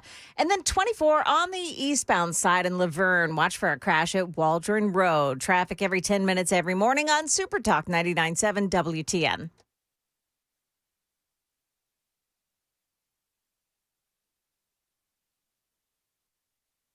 Now, before you ask, I definitely voted for this. okay. They didn't take Reese's or food stamps no more, no candy. So they went live when they said they're gonna take out all the snacks. They're taking away all the snacks on EBT. What's the point of having it? God, if you're 5'3" and you're 300 pounds, taxes ought not to pay for your bags of fudge rounds. Go on, get your butt to work if you want to get some fudge rounds. Thank you for your attention to this matter. The Reese, they didn't take the Reese off. Food stamps is right now.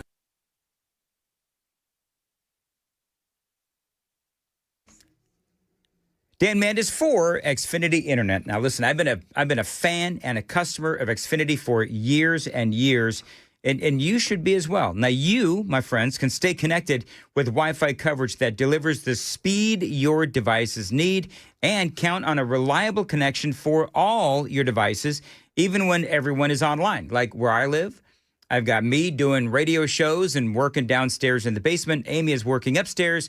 And, of course, Riker is doing his thing in his room, whether it is homework, whether it is gaming, whatever. But Xfinity, they keep up with all of it. They also feature, by the way, 24/7 customer service. They are here for you whenever you need them with in-home Wi-Fi support. So to get started, call Xfinity, call them, or visit Xfinity.com or drop into an Xfinity store today. Xfinity, the Wi-Fi is booming.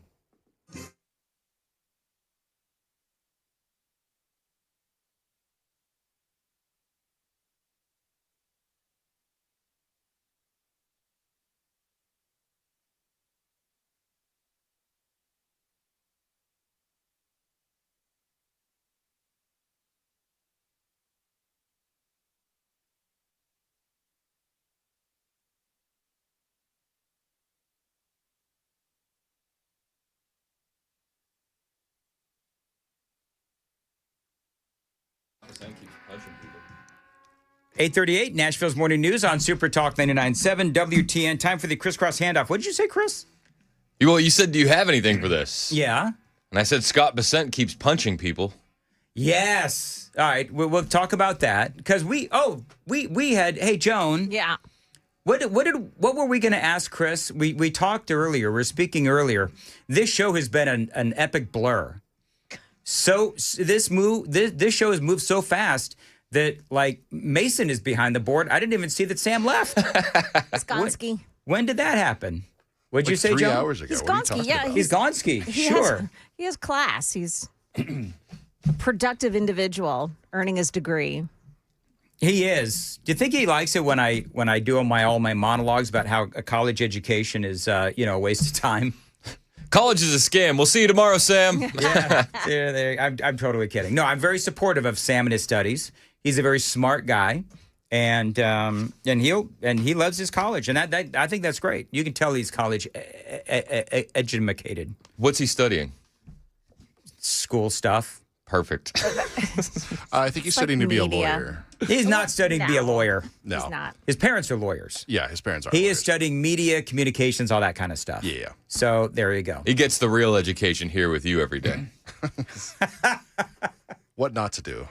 That's right. I wasn't going that route. Just let the record show. I did. No, but obviously Mason. All right, Mason. All right, that's fine. Glad to be Got here this you morning. now, Dave. bud. It's all going to my report. Anyway. Good. Mason, thank you for coming in early. All right, I'll put in my 2 weeks in our next meeting.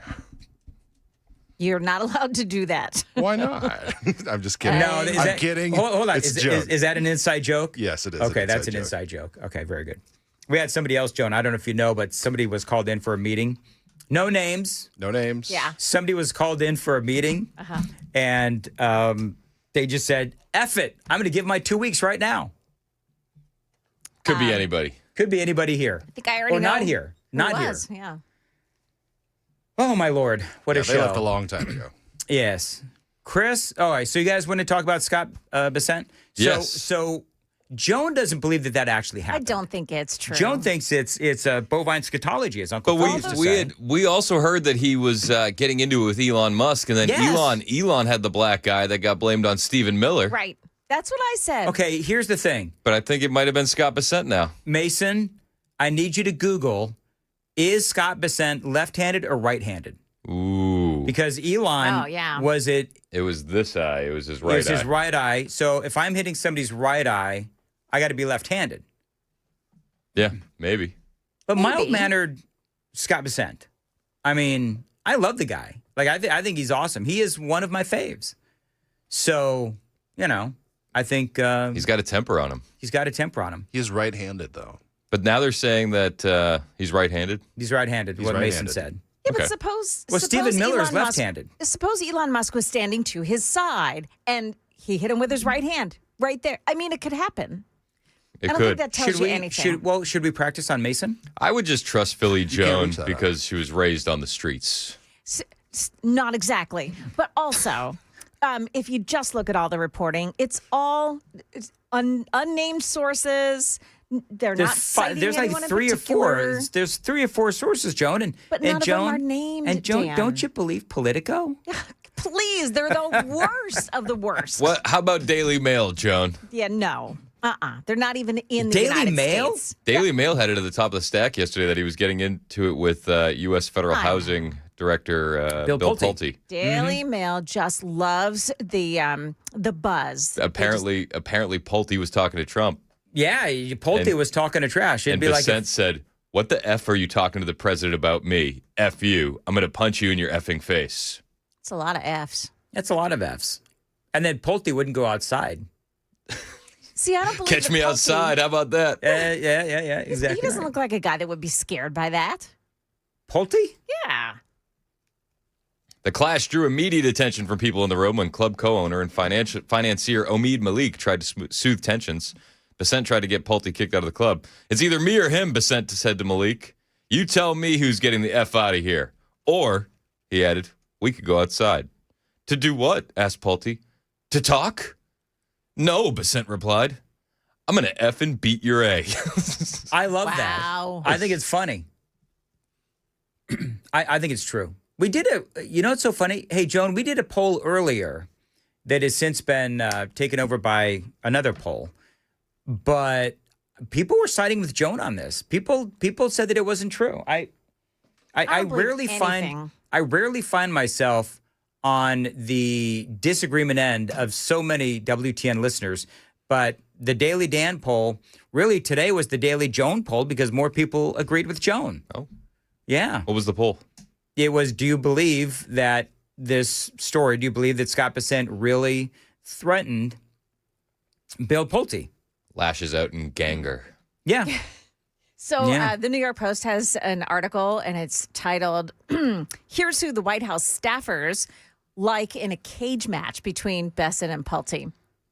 And apparently Scott Bessent is over 6 foot, and Bill Pulte is, he is 5'6". 5'6"? 5'8". So he's a little Those 2 guy. inches are important, Joan, especially when you're a guy like me. Right. I'm sure. So they like Scott Bessent Yeah. in a cage match against him. I don't know why we're all even considering this. It's ridiculous. This is stupid. Is it, Joan? Is it, Joan? It is. Because again, all the media is helping us do is to talk about the chaos in the Republican Party and the division. Who would you take? Who would you take? 100 Scott Bessents or 1 bear? I'm not taking it. Was it the 100 Scott Bessents or a gorilla? What do you got? I take 100 Scott Bessents. Okay. Yeah. I think he's tougher than he looks. Like I do. I think he's tougher than he looks. And I think that he's in far better shape than Bill Pulte. He's probably got a history of being bullied. Yeah. He had to overcome that. Scott Bessent? Yeah, got a gym membership. Why? Why do you think he's been bullied, Chris? He just seems like a kind of guy that was bullied. Yeah. I love it that, bespectacled, mild-mannered Scott Bessent is a bad A. I think Bessent could take Bill Pulte. Bill Pulte is kind of like short and sort of flubbish. He's stout. Would you call that, if it was true, would you call that bad A or would you call that unhinged? Bad A. Bad A. I'd call it bad A. What would you call it, Joan? If it's true. I call it not true. Joan, the thought exercise was if it's true. I like that Chris is throwing out thought exercise and this segment in the same sentence. It is. Did you see Greta Thunberg got bombed?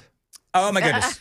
We did that. This is so funny. So let me grab the audio real quick because this is actually one of my favorite stories of the day because they got caught with their BS. You've heard the audio, obviously, Chris. I don't know if you have it. They are in the middle. Where exactly are they? They were outside of Tunisia. Yeah, it would appear. And just cruising along. Just cruising along. Delivering a bologna sandwich to a single bologna sandwich to the good people of Gaza, and fried bologna sandwich. Fried bologna sandwich, and they got hit by a bomb that was dropped by a drone. We've been hit by what appears to be a drone, and the vessel's on fire. So funny. There's a fire in the front deck. We've been hit. We've been hit. Where's the fire extinguisher? Where's the fire extinguisher? We have been hit. The vessel is on fire. Not the we are vessel. off the coast of Tunis. It was a loud explosion. I was on the top deck. The police are arriving. It's good that he's documenting everything. They're getting their life jackets on. Explosion. We've been hit. Yeah. He's got his life jackets on, but he wasn't the only one that was unhinged because here they are so into their social media, obviously, that they are ready and wanting and need to literally document everything. And it turns out it was. What was it? I didn't hear that part of the story. Are you serious? I have no idea. Oh. What was it? It was a cigarette lighter that caught a life preserver on fire. It's probably that guy that was doing. We've been hit. We've been hit. Yeah. To me, it's actually very funny. Well, to be honest with you, I heard the first part of the story and I was like, all right, well, moving on. Oh, so you didn't know? I didn't even care. It's like you play stupid games, you win stupid prizes. See, you know what? Here's the funny thing: as much as people would love to drop a drone on Greta Thunberg, is it how do you say it? How dare you? Thunberg. Yeah. You got to be right. I don't care about her in any way, shape, or form. Like I never have, because I think that she's absolutely ridiculous. But what's funny is that when you hear the reaction to the cigarette lighting a life preserver on fire when they thought they had a bomb dropped on them, then it just makes this kind of audio even funnier. Hi everyone, Yasmin here. The family boat has been officially attacked. A drone came right above it, released a bomb, and it exploded, and the boat was on fire. Everyone on that boat is okay. The fire is out. They have bombed a boat once again with civilians on it. Yeah. Except that didn't happen. No, except it didn't happen. Yeah. I want to know if the fried bologna sandwich is okay. That's what I want to know. Are they going to be able to deliver It's a bit too fried now. That one fried bologna sandwich to feed the masses there? That's hilarious. Well, it's toast now. Oh, very good, See, Joan. it's on toast. You know what the funny thing is, though? They said that there was an explosion. Yeah. Well, if it was a cigarette that caught a life preserver on fire, that wouldn't explode, would it? Depends on the chemicals in the life preserver. Okay. Well, if they got bombed by a drone, that little thing that they flew, that thing would be at the bottom already. It would look more like what happened to the Venezuelan narco terrorists, I would think. Yes, it would. It would be closer to that. Yeah. Big boom. Big boom. And then look, I don't want any harm to, befall Greta Thunberg. I feel bad for her, to be honest with you. Do you really? I think that she is severely autistic and was pushed towards climate change by her parents, and I think she got fixated on it, and now she's just a lost cause. Is she addicted to being followed? Do you know what I mean by that? I don't know. Like you got these people that, the climate hoax is, clearly they've been outed, right? The whole climate hoax. So now it's almost like she is looking for something else to glom onto. And obviously she's glomming on to supporting Hamas. But you always see this with left-wing ideology. This is what we saw after gay marriage was legalized. Then the left goes and gloms on to the transgender movement. Yeah. If you learn that what you're working for either isn't working or you got to move on, then you pick the next best thing. Whatever that might be. Whatever it is, whatever the flavor of the month is. I don't think anybody cares about Greta Thunberg anyway, do they? Like, does anybody care about her anymore? Like honestly? I mean, I realize the left, she's like a cultural hero. Europeans that do care about her. I agree. Yeah? Yeah. How dare you? How dare you? We need that on a hotkey. I think we need to clip that and put it on a hotkey. I think it's buried somewhere on the hotkey is it? archives. All right. Very good. You got anything else? We're wrapping up. We're going to have Gino Bolso on the show today for another edition of Come At Me, Brah. Yeah? Yeah. He's going to play Come At Me, Brah? He's going to play Come At Me, Brah. Okay. So what does that mean? Like people call up people and they call just start... in and they just give him any question you want. Okay. You got to answer it. And he's got to answer it. He's got to answer it. What did he answer when they asked the question, what was it that you don't like about Donald Trump? I don't know. I missed that. Oh, shoot. I'll ask him on the air. Ask him on the air. I was driving around picking up Kennedy and bringing her to a friend's house during the debate. The only question I got was, what do you admire about the other candidates? Oh, yeah, I like that one. Did you? Well, I like that they posed it. Why? Just because they had to find something that was admirable. Yeah, but did they really? What did they say? I thought it was so cheesy. Not gonna lie. I think that is one of the dumbest questions you can ask at a debate. Okay, there's 4 guys up here. Now we're going to go round robin on what we love about each other. And then we're going to take 15 minutes of what could be like really good constructive debate time to glaze each other. I think that's a waste. Could be. I like his suit. It's really nice. If I was a smart aleck, I'd say to Lee Reeves, I love your hair. Yeah. Because he's bald, Joan, like me. Well, but that's That'd be what funny. I mean. That would show like the Ronald Reagan sense of humor, right? Sure. So use it. Sure. Lee Reeves never has a bad hair day. Right. That's exactly right. Lee never has a bad hair day like the rest of us. I don't miss that, boy. Nobody did. They just said all these nice things about each other. Joan? I want blood in my debates. Name one thing you admire about Chris.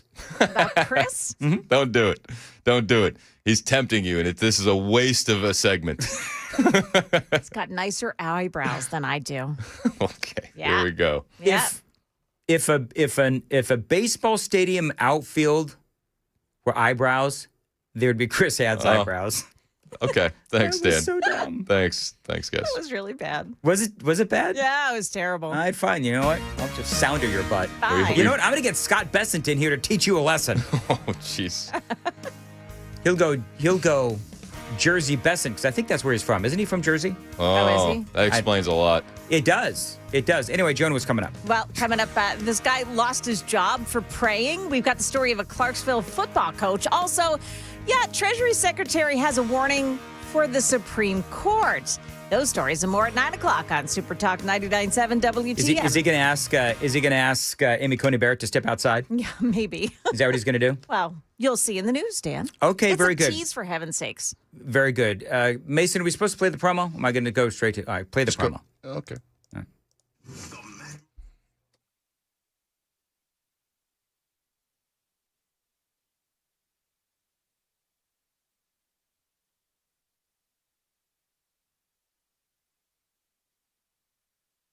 The Matt Murphy Show, today from 3 to 7 p.m. And streaming on the Supertalk 99.7 WTN app. Chris, I need you to tell me, what do you admire about Joan? I love the way she keeps you in check. So it's one of the She best needs to things do a that better you can job at that. She needs to do a better job, Joan. Really? No, you're doing great, actually. Yeah. What we don't need is Joan to step it up. That's what we don't. We don't need any extra Philly Joan. Chris, I'm hearing step it up. And right? stay away from the TV. We saw what happened to the TV when it ticked you off. Better stay out of my way. Moving right along, 8:55 on WTN. Dan Med is here for the Wellness Institute of Nashville. Now, right now, they are in the middle of their special. It is a great special, as a matter of fact. Wellness Institute of Nashville, for just $12, you are going to get a comprehensive exam, x-rays if you need them, well-explained diagnosis, and that first treatment for just $12. 615-246-5009, 615-246-5009. If you've got back and neck pain, sciatica, slipped or bulging spinal discs, herniated discs, spinal stenosis, numbness or weakness in the arms and legs, fingers or toes, they can help you today. Their state-of-the-art non-surgical spinal decompression therapy is going to help you. No surgery, no spinal injections, and no painkillers. Don't forget, $12 gets you a comprehensive exam, x-rays if needed, well-explained diagnosis, and that first treatment, 615-246-5009. The website, painisbad.com. That's painisbad.com.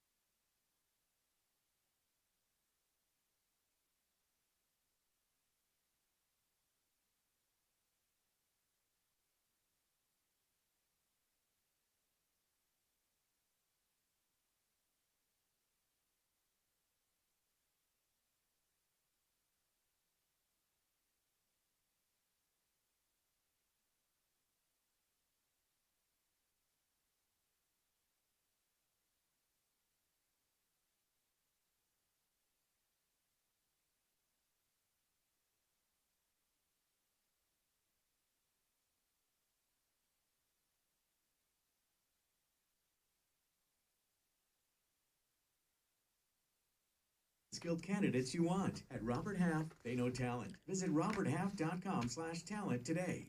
Dan Mandis here for my friends at Mark Spain Real Estate. Listen, skip the hassles of a traditional home sale and sell your home quickly with the guaranteed offer from Mark Spain Real Estate. No showings, no open houses, and no stress. Now, I always recommend Mark Spain Real Estate to my friends here in Nashville because I know that they're going to sell their homes hassle-free with a strong all-cash offer. As a matter of fact, Mark Spain Real Estate is the #1 most reviewed real estate company in America. They've got over 13,000 five-star reviews.